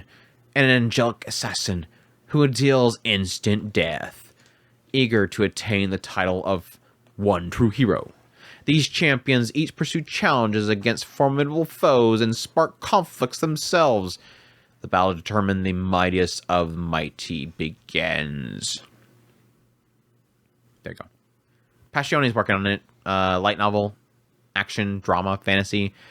Yuki Ogawa, sorry, is the director for it, who did Tawa. I'm sorry. I was going to say Tonikawa, and then I read it right, and then I broke my brain. Tawa on Mondays and Mirror Tights. Very, very different show than that. Just saying. So this show is about a bunch of different warriors that all seem to be able to kill things instantaneously and starting conflicts and blowing up stuff. The director is the director that worked on Tawawa on Mondays and Mirror Tights. I'm just saying, very different shows. Just saying. Doesn't mean that he can't do this. Just saying that it's very different shows. I'll just say if there's not a character in this show that has certain assets that they can technically show their talents, it'll be a disservice to the entire world. I don't know, maybe the angelic assassin who deals instant death is through her assets. Who knows? Series composition by Kenta Ihara, who did Marginal Service. And it'll go from another world, which is another like very big departure here. Yes, like I said, Disney Plus is the one that's going to be streaming it. Now, I will admit, I have heard some positivity around this as a source material. First impressions is it's just a dumb battler. I don't see any purpose to this. It's just a bunch of explosions, people killing each other and everything. Now, the interesting thing to note is that this is a light novel. This is something like this that seems like it's very battle heavy. You would assume is probably a manga, but it's obvious that there seems to be probably something more to their fighting than just that, or maybe there's a lot of strategy and whatnot they could technically, I guess, portray in the animation of it. So that's my big hang-up points, is that I've heard some positivity around this, that it's a light novel, even though it's supposed to be an action series, fantasy series. It's technically a drama as well, so I don't know. Maybe there's something more to this than the synopsis sucks. Let's just say that, Chris. The synopsis sucks. It literally says Demon King died. All these OP people are causing conflicts to be the one true hero. Okay, and so maybe there is something there. I'll hope there's something there, but we'll see. We'll see. Are you excited at all? I don't know. I'm curious of it. That's for a fact. But my actual CGI. My actual drive to watch it is very low. Just curiosity at general, if anything at all. Ishura. Here's the one that's a reincarnation. Finally got to it. I was wrong earlier. We have the 7th time loop. The villainess enjoys a carefree life married to her worst enemy. Loop 7 Kaime no Aku Yaku Reijo wa Moto Tekikoku de Jiu Kimamana Hana Yome Saikatsu wo Bankitsu Suru. Rishi, I hate this name. Irmgard, I guess? Irmgard Weitzner. I hate whenever Japan does, like, was it German or Russian? I think it's German. A duke's daughter has a secret. She died at the age of 20 and returned to the moment 5 years prior when her engagement was called off. She has already experienced this time loop 6 times and lived out each of those 5 years a different way each time. As a merchant, a doctor, a maid, a knight, and more. Now, on her 7th go-around, she's determined to live to a ripe old age and spend it relaxing. But the moment she flees the castle, with that decision in her heart, she runs into the infamously cruel crown prince of the rival kingdom, Arnold Hein. He happens to be the one who killed her during her life as a knight. But now, he seems to have taken a bizarre liking to her, and begs her to become his wife. Thus, in order to stay alive and prevent a war, Rishi utilizes her previous experience to kick off her 7th life as the bride of the enemy's nation's crown prince. It's almost like a mix of like your usual it's reincarnation, but like, what was that one? The last boss one where she marries the last boss, like that whole idea. Like, crap, I know I'm gonna die as the villainess, so I'm just gonna go run over there and just marry the villain, demon lord guy that everybody has to fight at the end of the game. I don't know. It's got an interesting premise, but I don't know that I'm hoping there's a lot of spark in her, which I assume based on her story and the idea that she's been living so many times and keeps failing and keeps dying. But there is sort of She's at least in the, 50-year-old range? That's true. Because that's 35 years if it's 5 times 7. And she's dating some young person. Yeah. Oh, man, that's going to be controversial. Dang it, Chris. You had to point that out. Now they're going to go, that's right. I got to be angry. I don't know. I hope that their dynamic is good, because obviously that's going to be a very central point of the whole story. I don't know. This is definitely one that I can't even say based on the PV and the synopsis. Like, I literally have to watch a couple episodes before I even can make a judgment, because it could easily be a show that just is not going to work for me at all, or it's going to work really well depending on their chemistry. Their chemistry will make or break it, and I just can't get that vibe from the PV alone. Yeah, I'm pretty much in the same area. I'm very curious as to how the charisma is between the two characters. I really do want to see it. Granted, I am very curious as to her. I would really like to see her personality in general. She seems like she could be a good character, but she doesn't seem like she has much like oomph in her, like charisma. Yeah, she seems very kind of go with it. I don't know, but that might be her defeatedness. Who knows? Anyways, that's the 7th time loop, the reincarnation story. Here's a quick one. Let's just get through this one really quickly. Bocchigiri,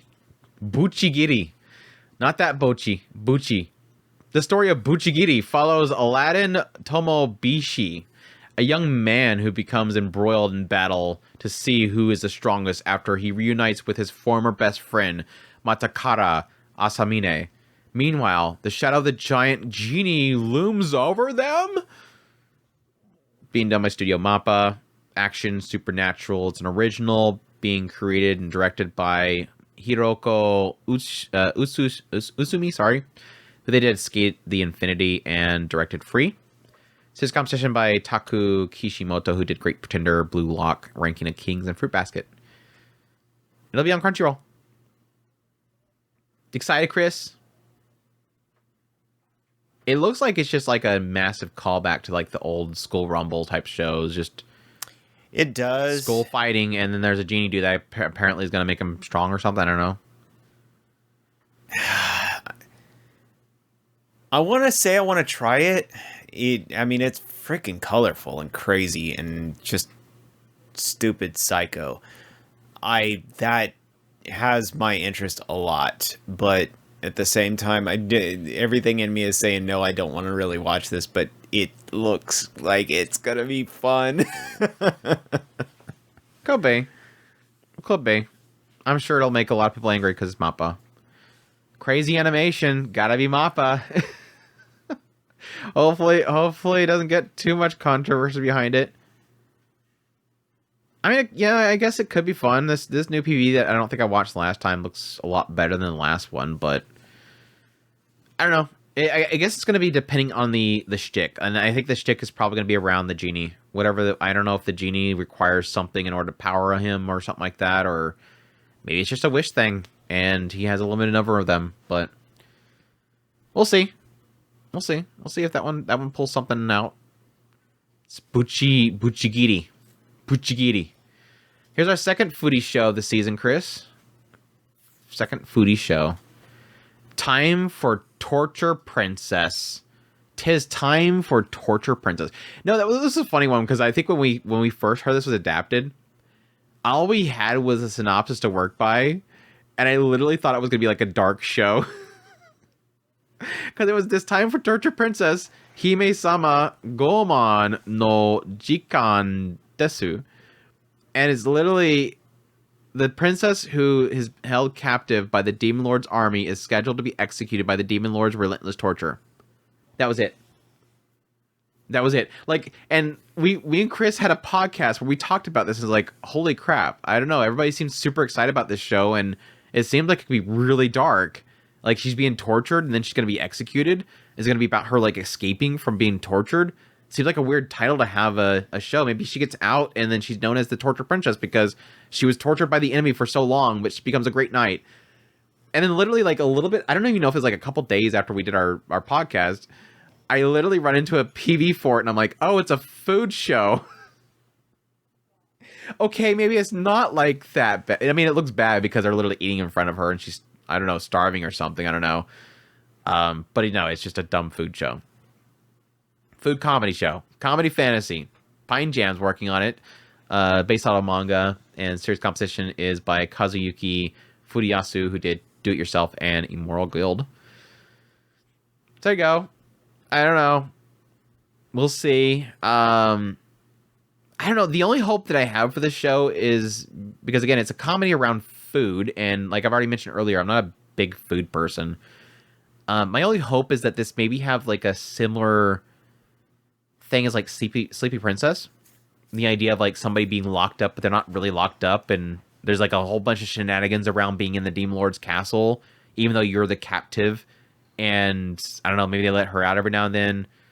Or is it just going to be literally her sitting there wanting to eat food, and they're eating food in front of her? That's going to be really boring, really quick. Based on people, again, being excited for it, I'm hoping it has something else than just, here's our next food we're going to eat in front of you. I don't know. Torture with good food. I mean, I'm sure. I don't know. It looks cute. Release the buns. Like he's sitting on his throne, like, send somebody with ramen. Get the information out of her. Bring honey-covered bread down there. Is she upset yet? Well, bring in the dessert. The dessert. I don't know. It looks cute. The characters look cute. It looks... I don't know. I don't know what to make of this show. It looks kind of good. Like, it's got a good style to it. I don't know. Just not selling me quite yet. I need the hook, and I'm not getting the hook yet. Yeah, can't figure out what we're watching unless that's the hook, and then in which case it's probably not going to hold me. I'm probably going to break off from that bait. All right, Chris. I just want this to happen. Can I have this, Chris? Can I have this, Chris? Am I allowed to be happy, Chris? Sengoku Youko. Yoko, sorry. Sengoku Youko. The world is divided into two factions, humans and monsters called Katawara. Despite being a Katawara, Tama loves humans and vows to protect them from evil, and even if it means fighting her own kind. Her brother, Jinka, however, hates humans despite being mostly one. The siblings are joined by a cowardly swordsman named Shinsuke, who wants to learn how to become strong. When the group uncovers a plot to experiment on humans and transform them into monsters, they vow to defeat whoever is behind it, even if it means battling an entire army of warriors. First and foremost, creator which is Satoshi Mizukami, who did Planet With, Biscuit Hammer. Obviously, Planet With, loved it. Chris? Yeah, if I remember right, I liked it. He liked it. Biscuit Hammer, horrible adaptation. Chris, I never bothered. Never bothered, because I'm assuming horrible adaptation. Okay, White Fox is working on this one, so please, White Fox, please do a good job. I think there's word out there that they've done a lot of the adaptation already, so maybe it's already fully adapted. I don't know. I don't think there's a confirmation out there. They rarely ever do. But it's supposed to be going for 3 cores. White Fox is behind it. The PV looks good. Looks very good. So I'm hoping finally poor Mizukami has a good studio and team to work on one of his projects, because for Pete's sake, Biscuit Hammer was a garbage adaptation. I at some point just stopped watching it. I'm like, I'm just gonna read the manga later. Planet With was a really good job, the adaptation. I absolutely love that story to death. Mizukami is the type, at least with Planet With, and I kind of seen signs of it in Biscuit Hammer. Planet With is a story that is just layers upon layers that you're peeling away this onion and getting so much like further and deeper and crusting into this great storyline with so many plot twists in it. He's brilliant. And so hopefully this is kind of a similar case as Planet With, and White Fox does it justice. I don't have much negative to say about White Fox, and it looks good, so I'm excited. Plus, yes, Animal Ear Girl. She looks cute. And it seems like they infuse with him, I'm guessing, or they infuse with each other. I thought they were boys. I don't know. Her brother, the girl is the one with the yellowish hair, and I'm assuming the brother is the other one, and then the weak, that one's the girl, the other one's the boy, and the weak swordsman. That's the boy, yeah. Anyways, yeah, that's Sengoku Youko. I hope it's good, and eventually I'll train my brain to stop saying Yoku. Thoughts, Chris?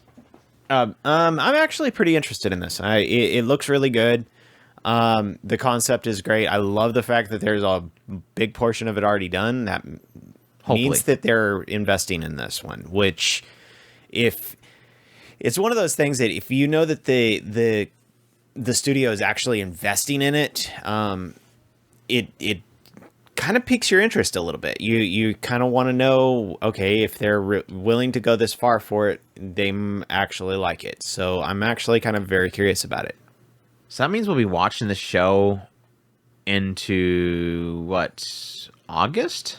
If September. It's 3 consecutive cores, yeah. Yeah. Good stuff. Cannot wait. I think they said 37 episodes. That's pretty close to it. So there you go. That's Sengoku Youko. Cannot wait. I'm super excited. Please, for Mizukami's sake, I'm hoping that does well.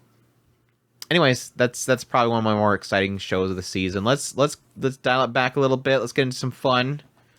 We have Pon no Michi. The anime is set in Hiroshima Prefecture's Onomichi City, where a high school student Nashiko Jinpinsha was kicked out of her house. Without a place to stay with her friends, she learns that the mahjong parlor that her father used to run is now vacant. She fixes up the mahjong parlor and turns it into a place where she and her friends can have fun, cook, have tea, and sometimes play mahjong. So there you go. OLM is working on it. Is an original slice of life, and director is Tatsuma Mikawa, who did Vexations of Vampire Princess, or Vampire Shot in Princess, and Fire Force. So there you go. Didn't really find anything interesting on the writers, so that's a question mark. But who knows? We'll see. I'm just gonna go on this one just having no expectations whatsoever and hope that it's good. But I'm not a fan of mahjong. Never really looked into it to learn it well enough. And typically, whenever there's stuff around mahjong and jokes around mahjong, I don't really care. But thankfully, it looks like that's the least of their worries, because they said, and sometimes play mahjong. So hopefully it's more focused on the other stuff, and I can have fun with it. It looks decent. But it seems like it seems like a very odd choice for an original. Like, I guess they're really hoping these girls sell, because it's quite an investment to go after a completely new property, original, and not have some sort of massive hook in there. Who knows? Maybe they're going to sell mahjong stuff. It's probably an app. They're probably going to make an app. Probably going to make an app. Yeah, they'll make a mahjong app. And it just has cute girls on it. Come play our mahjong app game. Yeah, I like the character art. I'm not holding a lot of hope for this. One character in particular I really like. I really like that girl. But he likes the goth girl. I like the Western goth girl that's stuck in Japan, apparently. So that's about the only thing that I got going for me on this one. I generally, I'm not seeing anything that's going to make it kind of stand out as far as, I mean, they're simultaneously releasing a manga with it. That's what it is. It's not technically original because the manga started in September of 2023. So it's technically one of those like side-by-side releases, which sometimes they do. So gotcha. They'll make it off the manga. Yeah. All it is I'm just about in the middle on this one. I'm not holding out much hope for it, but I'm not opposed to it either. So yeah, they got some cute characters. So we'll see. I was hoping to be ecchi, but apparently not. I'm sorry to sound perverted, but I was assuming it'd be an ecchi. Moving on, let's go to Fluffy Wafu. Let's go to Fluffy Paradise. This show's finally coming out. This feels like a long time ago when this was announced, but yeah, Isekai de Mafu. Nare Nsuru Tame ni Ganbataremasu. This one is dead of overwork at age 27. Midori barely had time to lament having to die that way when a god appeared before her and said, "You will reincarnate into another world and tell me whether you think humans deserve to continue existing there. In return, I will grant you a special power."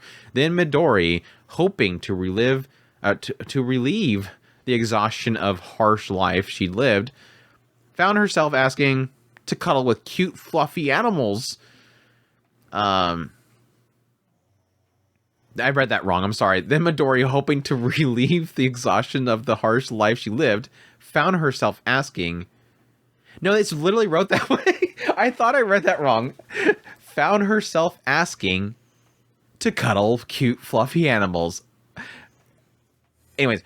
thus Midori's reincarnation to a new world as young girl named Nefertima, with a power that causes her to be loved by all living things other than humans, and live in monsters like goblins and frozen spiders.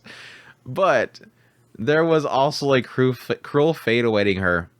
Nefertima is determined to do her best to coexist with humans and all living creatures in her new life of petting and patting cute animals.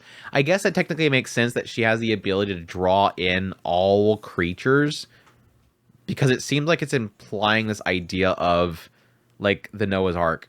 Like, literally tell me if the humans deserve to live, and then if not, get on an arc and you can lure them all because they come to you.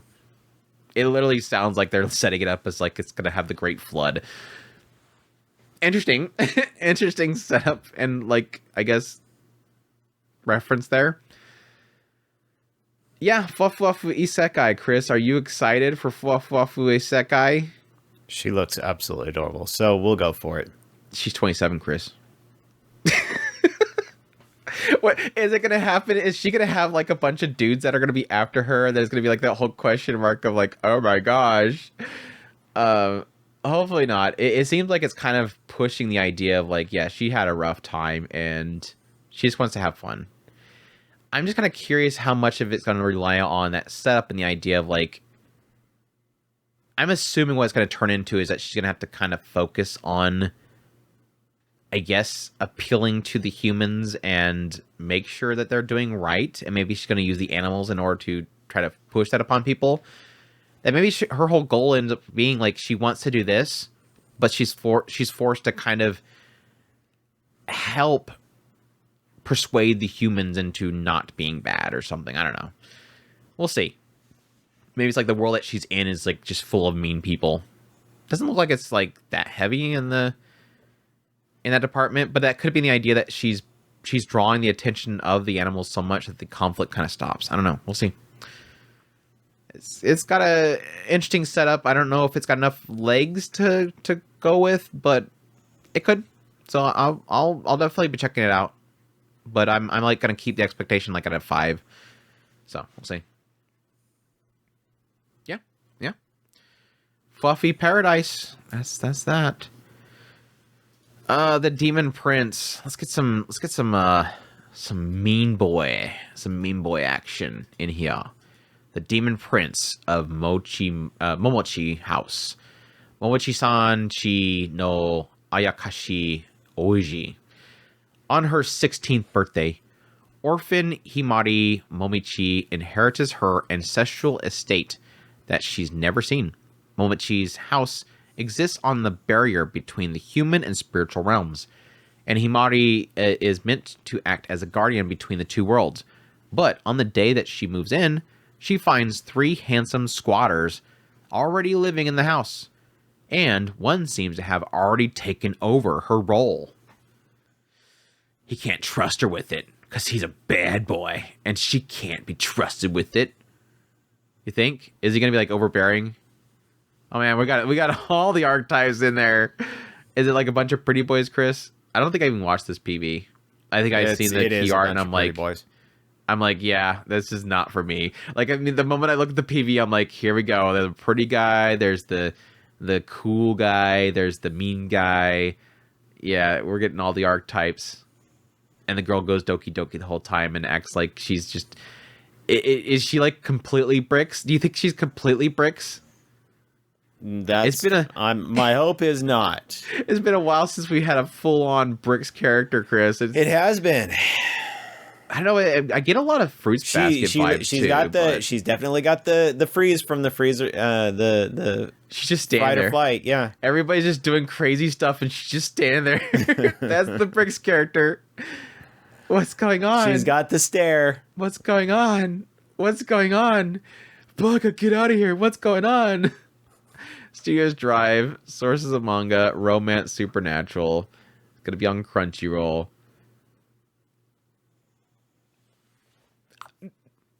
I'm going to try to give it 1 episode. I don't know. I'll know very quickly in the first episode. Yeah, you'll know if you have a bricks character. You're like, yeah, that's bricks. Totally bricks. So why are you guys here? Explosions, and then she stares. That's the whole PV. The Demon Prince of Momochi House. This is our house. Outsiders must leave. No, it's good for you. You can't protect this barrier. Get out of here. You even have the little kid, too. Anyways, moving on. Something I'm excited for. Sasaki and Peeps. It's here, Chris. Get excited. Sasaki Topi-chan. Sasaki is a middle-aged office worker living in Japan. Feeling drained by the vapid corporate world, he heads to a pet shop in search of a new companion. There he finds an adorable bird named Peeps and takes him home. But Sasaki quickly learns that Peeps isn't your average bird. He's a powerful mage from another world. Together, they embark on a magical adventure filled with swords and sorcery. Silverlink's working on it, based on a light novel, comedy fantasy mahou shoujo. Director is Midai Minato, who did Maid I Hired Recently as Unusual and Masamune Kun's Revenge R. And again, number 4, Deko Ako is working as a series composition, and they worked on Tearmoon, Komi-san, Vanitas, and Hikihiro. I think that's the 4th. I don't remember there was a 4th. We'll see later on if there's a 5th. But I think so far that's definitely 4 shows so far. This Deko Ako, they working her to death. This girl being worked to death. Hopefully at least 2 of those shows so far is already adapted and they're done. Hopefully. Anyways, obviously the big thing that has me excited early on was the fact that the character designer is Kontaku, who did like Haneko and stuff. ReZero as well. I love their art style. Absolutely fantastic. You can see it in the girls. I always love their female artwork especially, but yeah, as I joked about in my video, it's pretty much the isekai where the writer forgot that they're supposed to make their male main lead a teenager because this dude's old. He's probably like 28, but they're like, middle-aged office worker. He's so old. Look at how old this dude is. He's practically got one leg in the grave. It's like, he's only 28. He's so old, he's having back problems. Look at him. He can barely keep his face shaved. Look at, he's got early male pattern baldness going on. Oh, gosh. And all the characters are looking at him weird, like he's just talking to this like 24-year-old office worker, and they're like, he's so old. What a creepy old bag. He's talking to this young lady. He's way too old for her. I don't know, Chris. I'm getting like multiple vibes here. Obviously, it will probably be pretty interesting having the idea of this, yes, middle-aged man that's actually doing a isekai routine. Yes, a lot of that to do with the fact of like him just finding some sort of happiness, finding joy in his annoying life. It seems like there's some indication here that there's some people on the, because it looks like he's going back and forth.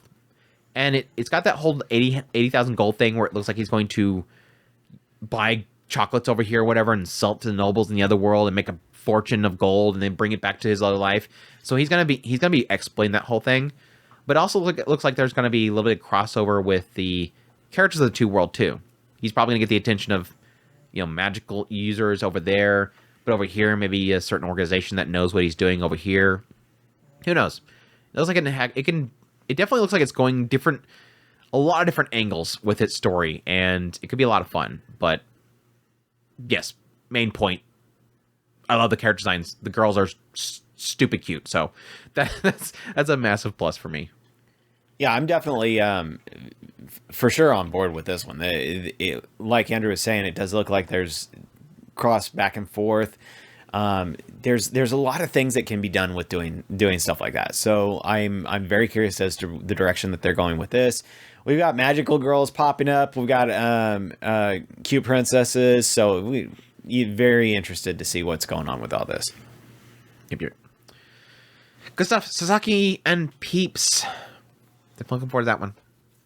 All right, it's time for our handsome dude show, Chris. Gotta have a handsome dude show. We already had like 4 of them so far. It's true. Nothing but handsome dudes show. Cherry magic. 30 years of virginity can make you a wizard? Or 30 sai mare dote da to maho sukai ni naranu rashi? Arachi, a 30-year-old virgin, has developed the power to read people's minds by touching them. After a brush with his very handsome colleague, Adachi realizes the guy has a raging crush on none other than Adachi himself. Satellite is working on it, based on a manga, comedy, romance, slice of life, supernatural, and I guess aptly enough, the series competition is by Tomoko Komparu, who did Lieslat and Ice Guy and his cool female colleague, because that was some dashing guys in that one. Anyways, probably a quick skip. Just not for me. Chris? No. Just not for me. Good luck to anybody that is for. Hope you enjoy it. Not for me. All right, the not Edge Boy Shield Hero. The strongest tanks Labyrinth raids. The strongest tanks Labyrinth raids. A tank with a rare 9999 resistance skill got kicked from the hero's party like usual. That's it. So I thought it was like another line. It's a lot of text right there for the title.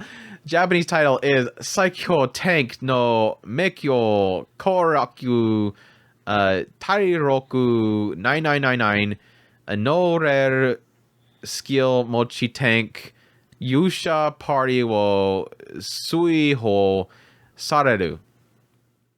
Okay.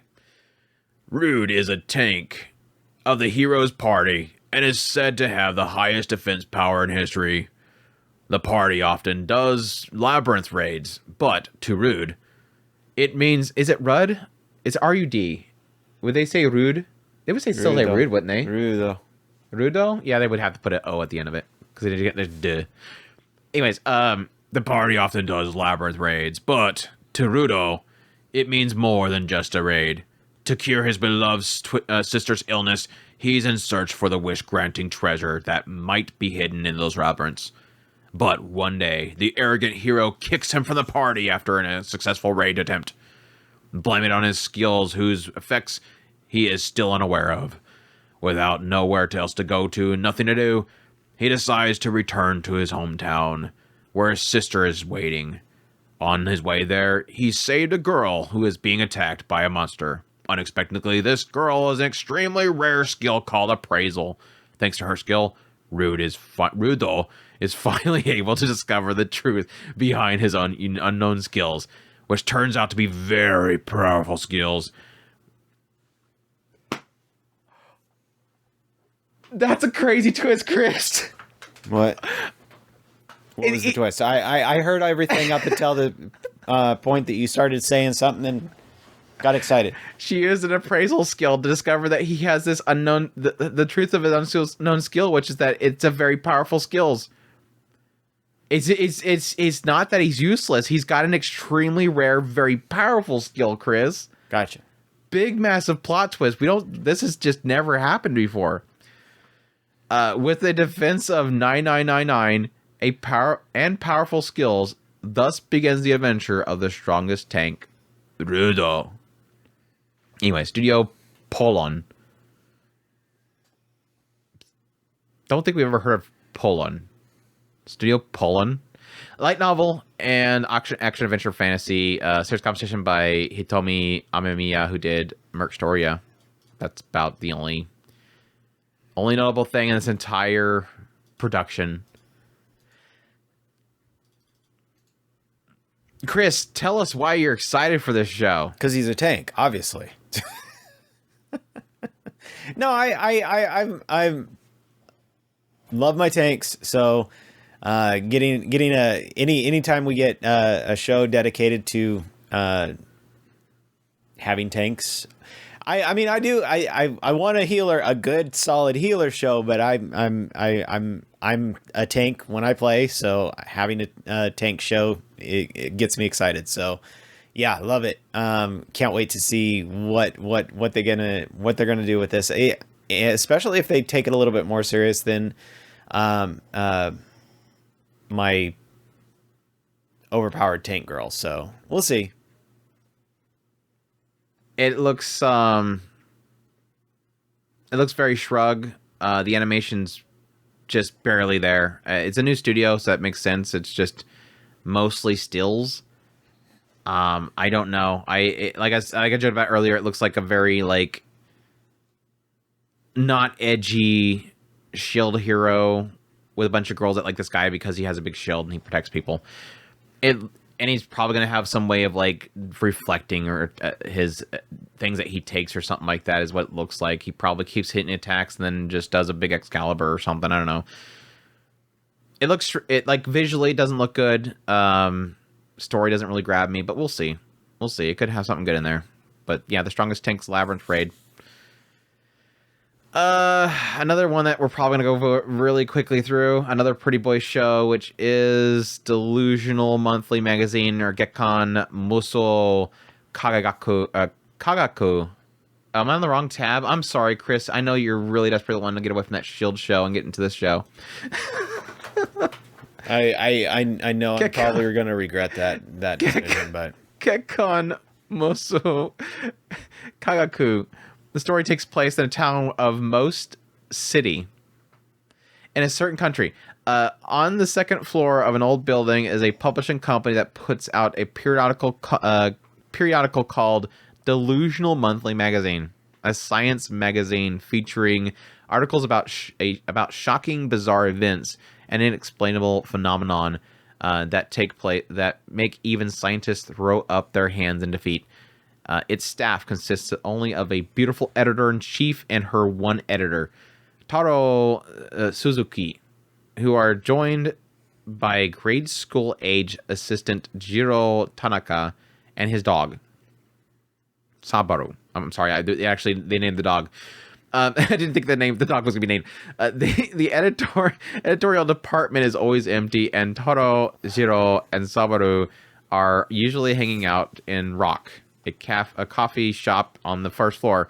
One day, the scientist Goro Sato visits them for a consultation, and therein lies the beginning of an outlandish news story. I like how we spent literally like what seems like 2 full paragraphs talking about that there's this magazine shop, naming each one of them, the dog, and then going on to talk about how they keep hanging out in the coffee shop. This is an extremely exciting show. I cannot wait for it. Oh, by all means, you're more than welcome to it. Sarcasm all over the place. Sorry, I just the most exciting thing in this PV is the dog, and then the dog stood up and started dancing in the dance party, and I lost it. I'm done. Okay, I'll throw down some positivity here. OLM is working on it. It's an original fantasy. The director is a good Chizuru Miyawaki, who did Raven, Inner Palace, and Gintama. So it's a good director. I didn't really find anything in the writer or whatnot, and it's going to be original. So I guess I'm going to throw some negativity back in there. But there you go. That's Delusional Monthly Magazine. Hopefully it's a good one. We'll see. I really wish that I found another PV for this one, because this PV really sucks. Bang Brave Bang Bravern, or Yuki Bakuhatsu Bang Bravern. They're gonna make me say the name again. Bang Brave Bang Bravern is set in a world where humanoid armored weapons known as Titatano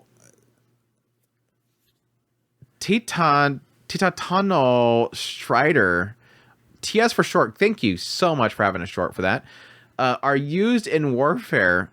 The story kicks off when troops from various countries converge on an island of Oahu, Hawaii, including the main characters, Ao Isami of the Japan Ground Self-Defense Force and Lewis Smith of the United States Marine Corps. I would assume so if his name was Lewis Smith. Isami and Smith cross paths during battle, but suddenly their teams are attacked by an unknown enemy, scattering soldiers and sending their forces into disarray. In order to save their friends and survive on the deadly battlefield, they must fight with every ounce of courage and pride they can muster. There you go. Brilliant. There's mechas. Like I said, the there PV is definitely sucks. mechas. Is this a new one right here? Hopefully. Yeah, it's a mecha. There's planes. Source is an original. And tanks. Saigang Pictures is working on it. Director is Masami Obari, who did Gundam Build series, a lot of the Gundam Build series. Series composition by Keigo Koyanagi, who did Shield Hero and Underdog and Regalia. So, yeah, yeah, there's definitely a lot more in this PV than the other one. So that's a it's good. CG. It's all CG. Well, yeah, obviously. I mean, there was a hope there because obviously the director is like it's like Side Games, been doing. These big like mobile game studio companies are literally buying up all the good animators and directors and stuff like that. So I was hoping that maybe because they got the Build Fighter guy that they would like do regular animated stuff, but I don't know. I'll definitely be checking it out. An original mecha, I'm always kind of intrigued by. Hopefully it's a good property, but we'll see. Hopefully it's a good series. It's got the whole like behind enemy lines thing with the two people from different nations working together. Hopefully it does something good there, but there you go. I have to say the name again. Bang Brave, Bang Bravern. I just don't like this show being out. Just like I'm gonna watch this show just so I can do impressions on it, just so I can say "Bang Brave, Bang Bravern" every time I make a video. Anyways, it's time for the show that like wasted their entire budget on one seiyuu, Chris. Snack Basue, the gag comedy manga centered around a bar in Sapporo North 24th neighborhood, 5 stations away from Susukino Business District. There, the bar proprietor, junior proprietor, and regular customers and its share of walk-ins recount their strange lives. This one's being done by Studio Puyokai. Of course, is known for doing a lot of like chibi shorts for a lot of series like Evanescent Shadows and Slime and stuff. Source is a manga. Genres are comedy. The director, series composition, and scriptwriter, like usually for all their series, is Minoru Ashina, who did pretty much worked on Isekai Quartet, ReZero, Break Time, all the ones for the Puyokai series. And yeah, the main girl is going to be Ria Takahashi. I literally was not joking. When I was looking at this show, like I'm going through the whole list of shows, and I run to this show, and I'm like, well, this looks like a throwaway show. And then I just happened to glance over, like a sight of my vision, I seen the character art for the main girl, and then right next to it, Seiyu, Ria Takahashi, and I'm like, that explains why this show looks like crap. They literally went, we have to get Ria Takahashi. That's all we need. We can not even try. I mean, it could be a really funny gag comedy. So it could literally be carried on the comedy around their stories. These people come into this bar, they all get, tipsy. They tell these crazy stories about their lives. It doesn't really need to be that crazy animated. I mean, this could just be a promo for the manga. Maybe it's not really technically for the show. It looks like it's decently animated, not decently, barely animated. It has some animation, but I figured that yes, they were like, we just need to get Ria Takahashi on board. That'll bring in viewers. That's all we need to do. But who knows? So again, we'll see. But there's a strong. I have a strong inkling this probably won't even get picked up by anybody over here. So who knows if they'll even get translated. So we'll see. Excited? I don't know.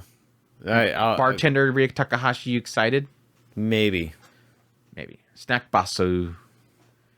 One that kind of got late announced, popped up after I made my video, but didn't change my mind because I wasn't really excited about it. But yeah, a late addition to the winter season is Meiji Gekken 1874.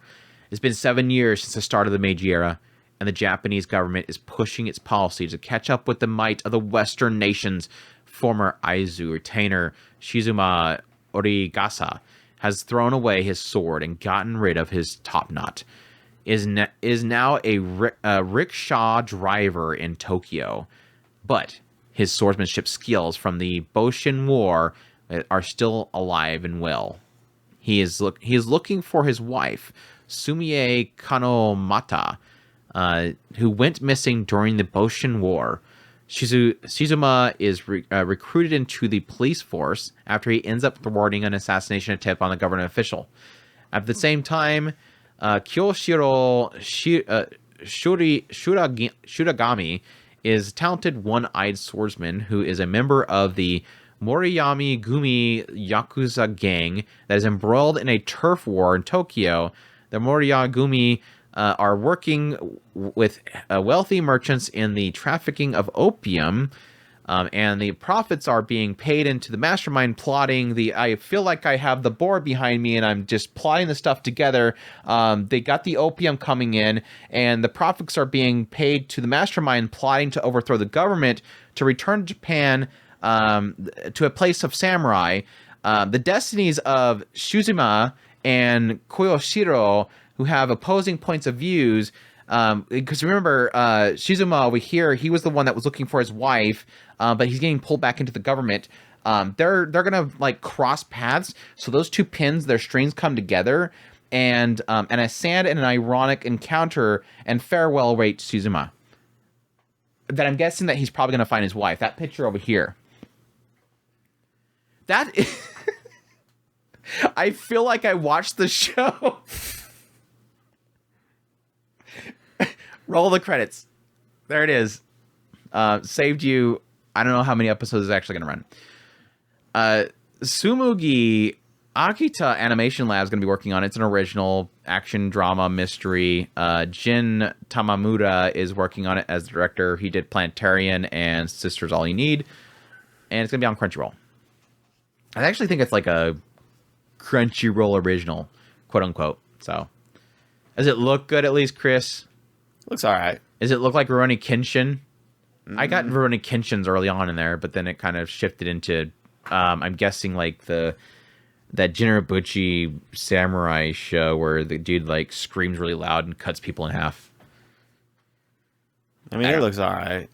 Obviously, that whole period of time, like transitioning from samurai and trying to rebirth the samurai, the inability to let go of the age of the samurai. Yeah, it looks visually looks decent, so yeah, give it a shot. Hopefully the show is better than the synopsis I just read, or at least how I read it, because I suck at reading. There you go. There you go. Meiji Gekken, 1874. It needs a better title. What a stupid title. Like marketing people, please. All right. It's One Piece. Monsters 103 Mercies Dragon Damnation. What a great title. Or Monsters Ippaku Sanjo Hiryu Jikoku. Monsters 103 Mercenaries Dragon Damnation by Ichiro Oda tells the tale of Ryoma, the legendary swordsman that hails from the land of Wano in One Piece. Studio is E&H Productions. The sources of manga. The genres are action comedy. And yeah, like as I mentioned earlier, the creator for this one is the creator of One Piece, which is Eiichiro Oda. Apparently this was announced like right alongside them announcing that what studio was going to readapt the One Piece series. So I guess it kind of makes sense that they're like, okay, let's do a little side project. Like apparently Eiichiro Oda has done another manga, and it's a side story to the One Piece series that tells the story of this one dude, and they're going to adapt that really quickly. I think the database sites show this is going to be one episode, so I guess Netflix is just going to drop this in just January, and it's just a single episode, or maybe it's a movie. I don't know, but I probably won't. I mean, I guess somebody can tell me if this is like one of those ones where it's like, yeah, this story is completely disconnected from everything, and you can watch this, or if it's one of those ones where, yeah, you probably want to wait until like you're 3 arcs into the One Piece before you watch this, but we'll see. I don't know. We'll see. Are you just going to jump into it, Chris? I would probably hang back, similar to like you're saying, and wait for somebody to say. Yeah. Somebody to say like, yeah, it's good. Cool stuff though. Good stuff for One Piece fans. A lot of great news for One Piece fans lately, depending on if you're okay with a readaptation or not. I've been hearing way too much mixed emotions on that, but I'm glad I'm kind of keeping away from it all. I don't really care. I'm cool with it because I'd rather just jump into a new adaptation than deal with all that other stuff. But yeah, that's it for the new shows. That's it. The rest of this is just returning shows. We have our first one, which is Classroom of the Elite, second season, season 3, the third season of the series. I I guess I can get into the synopsis. Third semester kicks off with high gear with a special boot camp deep in the mountains, forcefully separating into groups along with grade and gender lines. The first, second, and third years alike must work together to survive the rugged terrain. Even worse, the leader of the group that comes with the last will be expelled. Woo! Heavy stakes. Can Class D make it back to campus intact, or are they going to be saying their final farewells? I guess that makes sense because I think didn't right at the end of the second season they popped up with the third year girl getting interested in him, so it makes sense that they suddenly have to force them into a situation together. Suddenly he gets the attention of this girl that's a higher grade, and then suddenly they're forced to have to be next to each other. Maybe she plotted it all to happen. That could be. Did you finish season 2? Yeah. Okay. Yeah. Are you excited for 3? Moderately. But at this point, it's probably more just I'm already started this series, and I'm going to continue going with it. I mean, it hasn't done anything specifically that's bothered me. It's just I'm more frustrated that it could be a lot better than it actually is so far. So season 2's little final bit didn't bother you? I'm guessing not, so. That's crazy. Yeah, I hated the last part of the second season. The whole waterboarding to mentally, psychologically manipulate a girl into liking you. And the teacher's doing nothing about the fact that they just watched a guy waterboard a girl for several hours.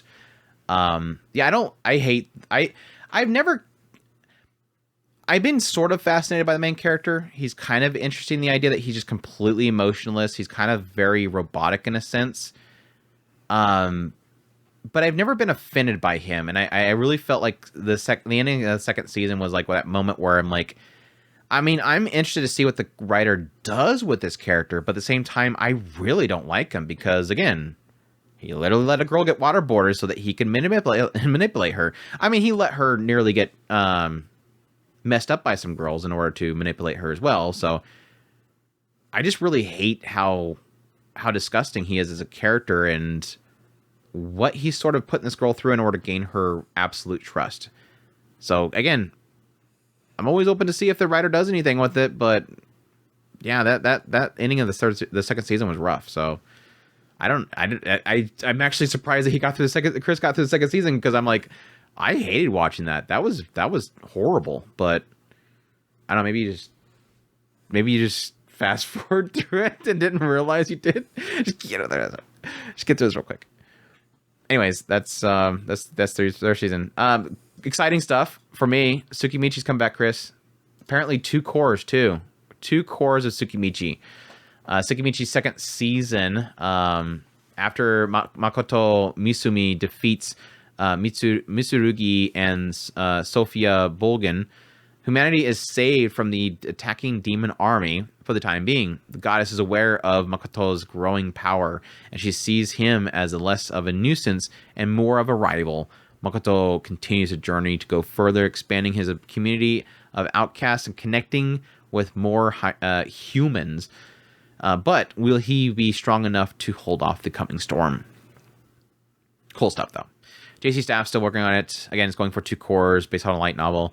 I'm super pumped for the show. I really love the first season. I think it was a really refreshing isekai show. Really kind of doing well with the whole guy kind of being put into the worst. He was isekai'd over to this world, and the goddess thought he was ugly and didn't want him to have anything to do with the humans, because her humans in this world are so beautiful and she loves her humans, and they get preferential treatment in the world itself. So she casts him to the edge of the world where all the demons and ogres and stuff are at, and he kind of builds a community and everything like that. Gets really overpowered, and then it seems like it's slowly introducing this idea of every now and then he has to deal with the humans and he hates the humans, and then as this kind of leads you to believe, the goddess is not going to like the fact that he's meddling with her beautiful beloved humans. So I'm excited to see where it goes. It was a lot of fun. I remember one of the funniest things in the first season was how he became overpowered was just so freaking off the wall. It was great. Essentially, what was it? what's the term where you envision your practice? He was envisioning like his aim. He was envisioning his practice, and they were pointing out the idea that he was literally out of body experiencing, literally killing himself over and over again. So he was reborning himself over and over again, and he ends up making himself overpowered. It was so great. I love the characters too. So I absolutely love the show. I can't wait to watch it. Anything more on it is just fantastic. I just love the fact that they're effectively building him up to be the Demon Lord, even though he's not really a Demon Lord. Yeah. We have Mashle coming back. So second season of Mashle, still by A1 Pictures, based on the manga. So looking forward to that.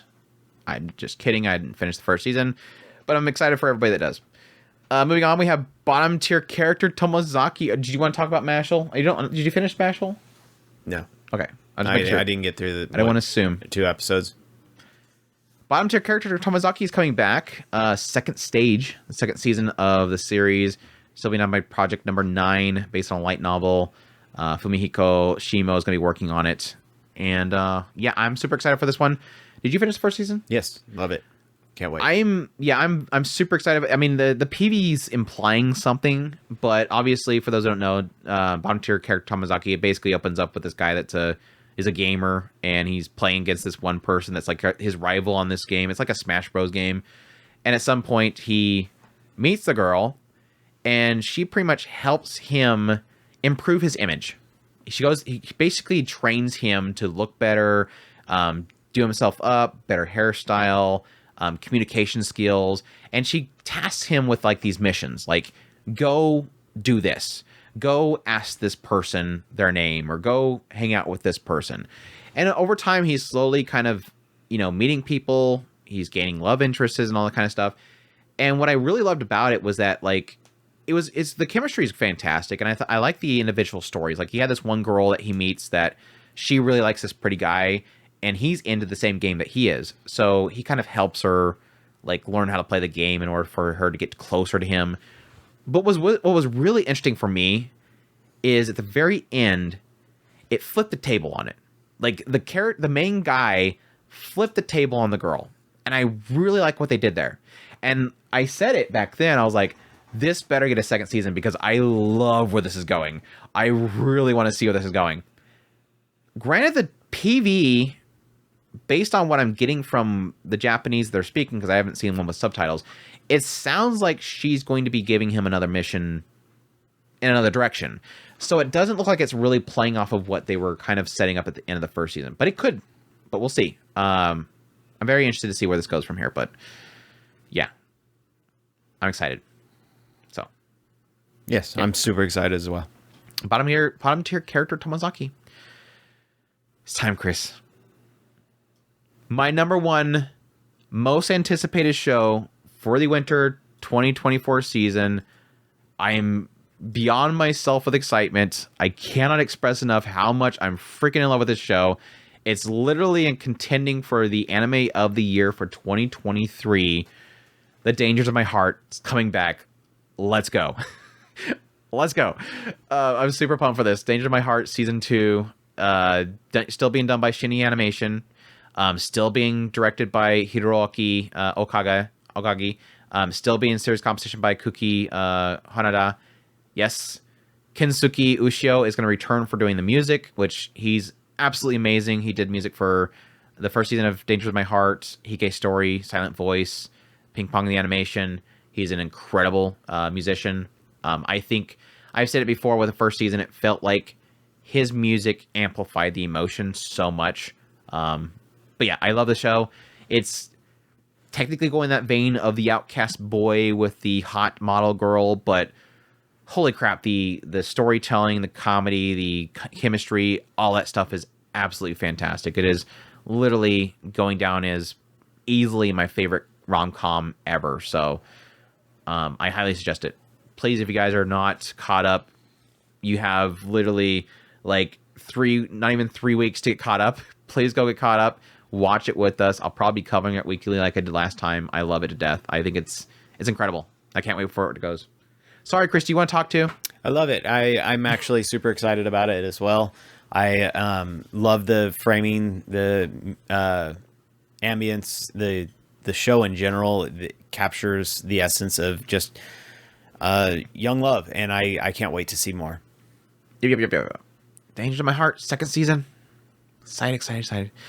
Blue Exorcist is finally coming back. Shimane Illuminati Saga. So finally more Blue Exorcist. I never got caught up, so I'm not going to be watching that. I'm guessing you too. No.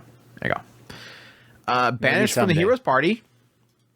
Banished from the Heroes Party coming back. Chris, are you excited? Yes, actually. I think you were big on the first one. I kind of had very mixed about it. I like one story aspect, but yeah, Banished from the Heroes Party, I decided to live a quiet life in the countryside season 2.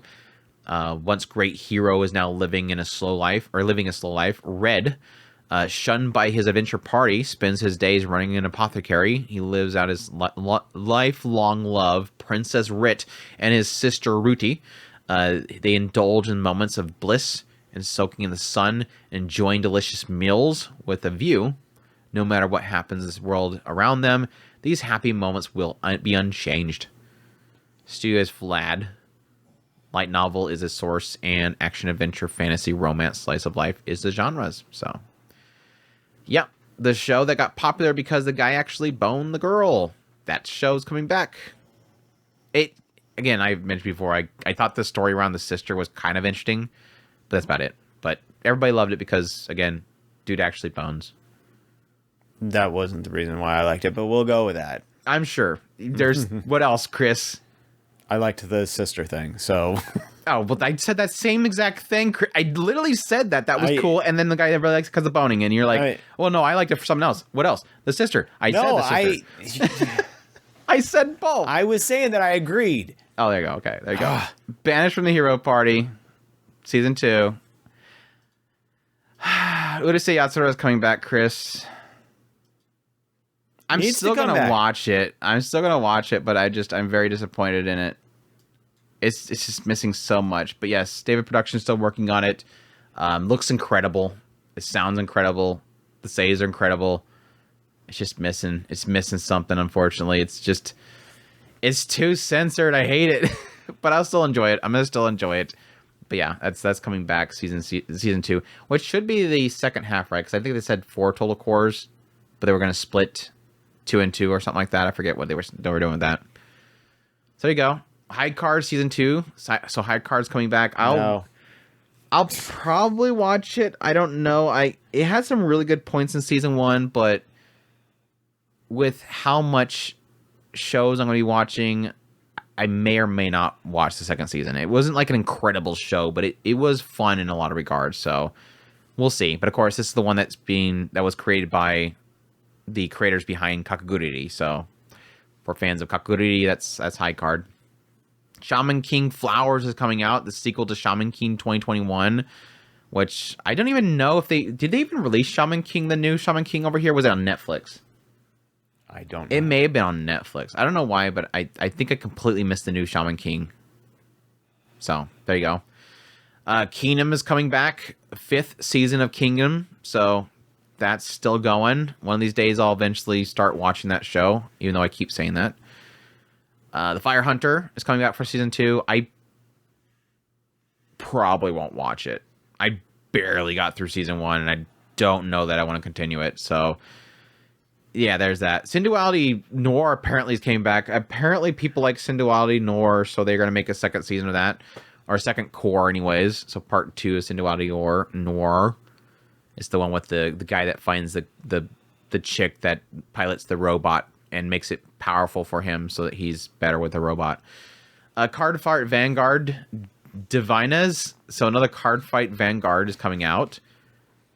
And then shorts, Chris. I wish I had a PV for this, but you probably know why it doesn't have a PV.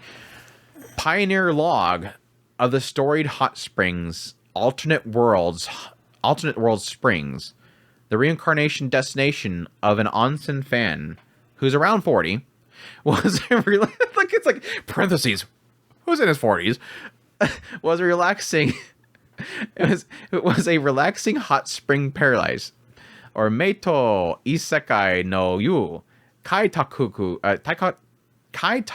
ki Arafo Onsen Mania Sensei Saki wa Nanbiri Onsen Tengoku Deshita.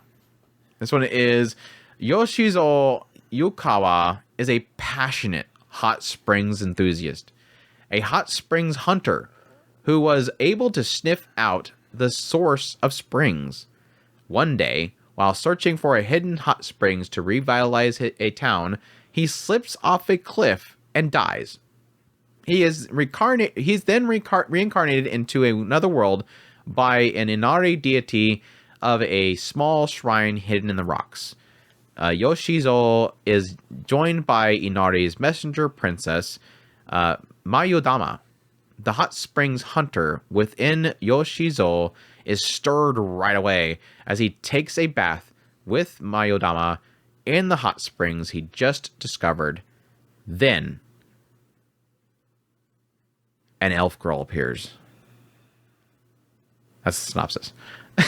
Just like how it ends with, then, an elf girl appears.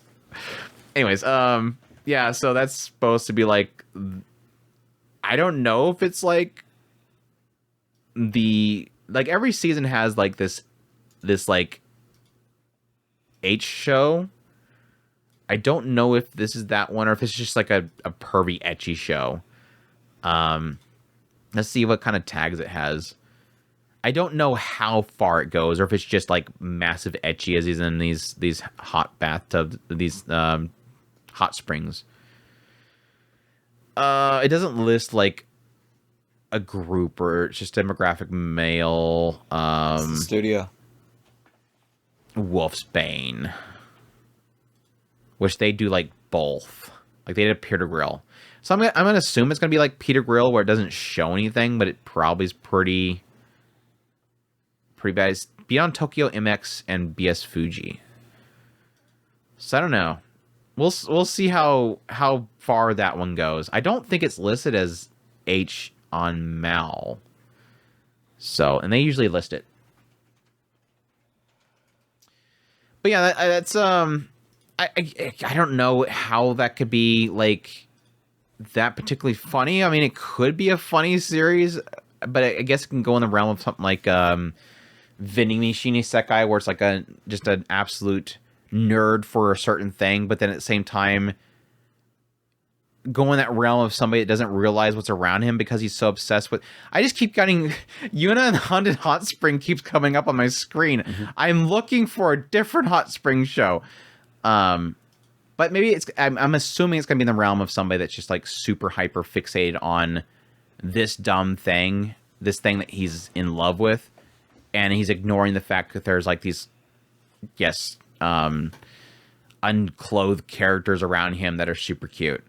But I'm not going to expect too much and see if something comes from it. I think it's a short. It's not the reincarnated as a hot springs, is it? No. He's just enjoying the hot springs.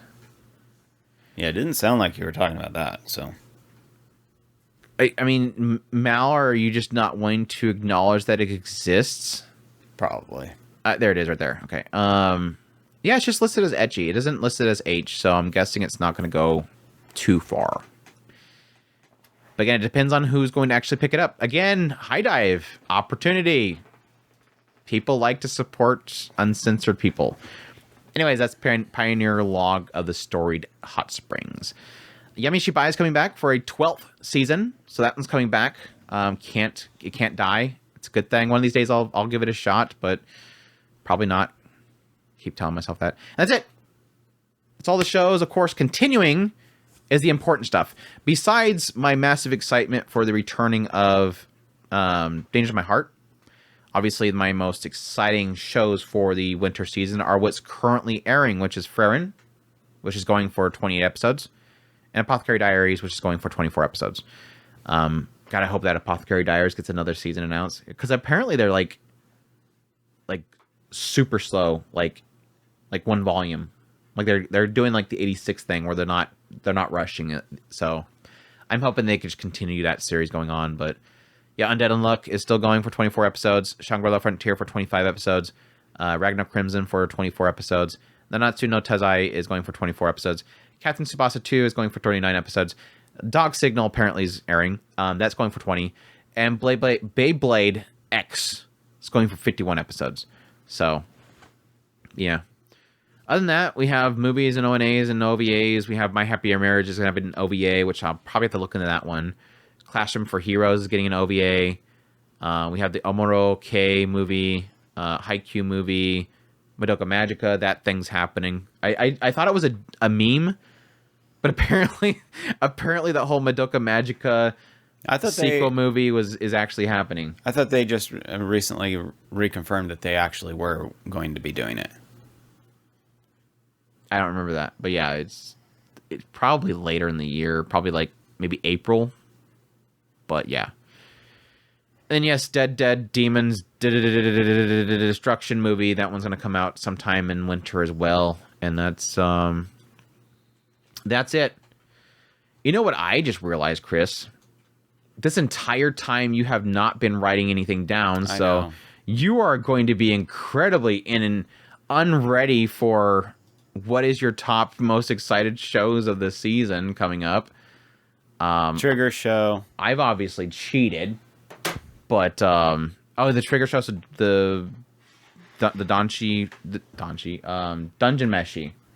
Yeah, I was thinking Makara Danchi. I don't know why Makara Danchi popped in my head suddenly. It was probably there was a hot spring. Didn't it have a Danchi in it? I don't know. Something had a Danchi in it.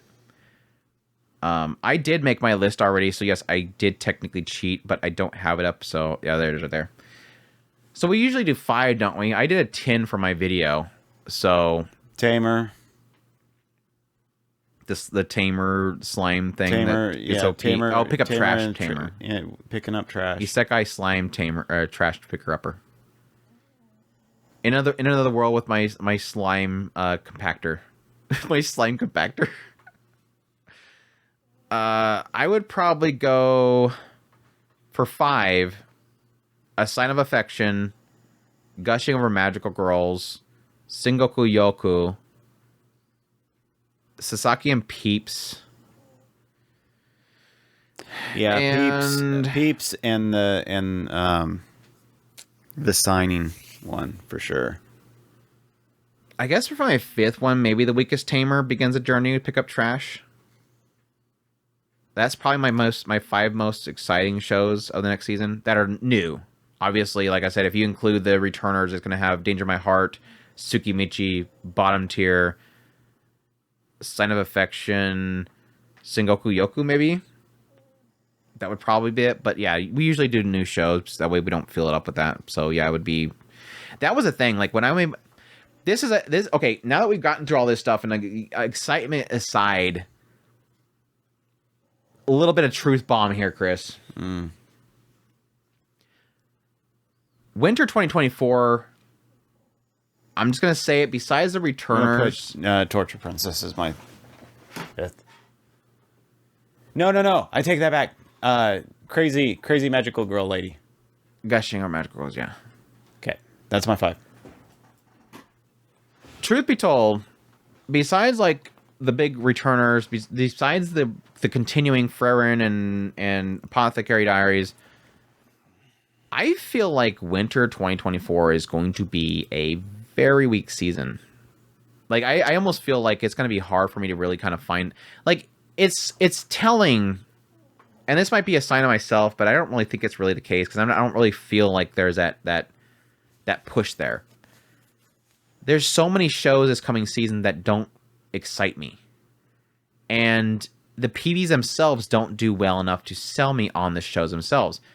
I feel like besides, yes, a lot of people's excitement for things like Solo Leveling, and like I said, the returner shows, besides things like A Sign of Affection and Gushing Over Magical Girls, like all this stuff, and Sengoku Youko, all this stuff doesn't excite me. And I think that's a really big sign that this next season is going to be just a very lacking season. Like a lot, I mean, it was telling when, about the same time that I was looking at the season, somebody else that I know that watches a lot of shows, they said that they had the same thing on their mind as I did when I was looking at the list. This is a season that looks like it's going to be one of those 3-episode drop seasons. Like, there's going to be a lot of 3-episode drop shows. Because, again, it's just too much of the same, but nothing doing anything exciting. So, we'll see. We'll see. I mean, it could shift things, but it's a terrible sign. Like, I typically, whenever I make my top 10 of the season video, I'm fighting to squeeze it in 10. Like, I'm dropping shows off. I'll have a lot of honorable mentions because I'm like, I can't fit them all in this 10 list. This season, I got to 6. And I literally had to force things on the list. That's how bad my excitement level for a lot of these shows was. Is that I had to find something to put in my list. People had to talk me into putting things like Chain Soldier into my list and stuff like that. It's like, I don't want to put it on there because you think it should be good. I'm not excited because of the studio and stuff, but I don't know. Maybe I'm being cynical. We'll see. But that's a great thing, because if I go in this next season and I feel like it's just a lackluster season, maybe I'll get shocked. Yeah. Right. Maybe the season will prove me wrong. But I have seen a couple of comments from like certain well-known animators and people that kind of analyze the industry, and they're kind of saying the same thing. Like, this is not looking good. Plus, it was on the wake of them announcing the readaptation of One Piece, and that's not really a good sign to a lot of people too. Is the idea of, have they lost set of ideas? They're re-adapting this thing that's still being adapted right now. It's crazy. Sorry, what? I was just gonna ask if you watched the solo leveling PV all the way through. Yeah. Did you end up seeing the character that has said that's your girl? Yeah, don't know why, but yeah. You'll like her. I think you'll like her.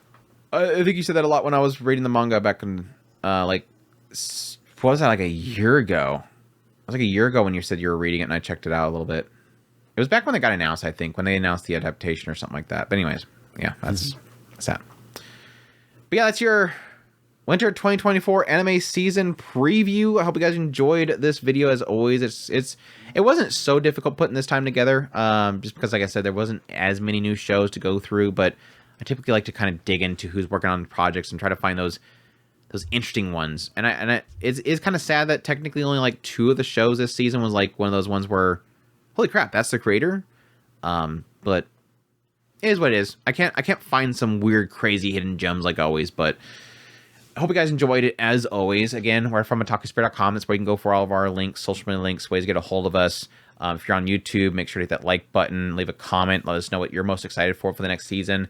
As per usual, if you want to support the channel more and what we do here, we have a Patreon link, tips, links, super thanks, all that kind of ways that you can support us monetarily. Greatly, greatly, greatly appreciate it. And until the next, I keep wanting to say Mashiko Mondays. Until the next episode, what do I usually say? My brain is not working right now. Till next time. Until next time, y'all take care. It's something like I say take care. And then I say os. Oh, I say os? No, I say os. Do you say os, Yuki? Yuki always says os. Yuki. Come here. A rare Yuki on the cam Come here. moment. Let's see. Os. Yuki. Yuki os? Yuki. Os. Yuki. Wake up. Os. Take care.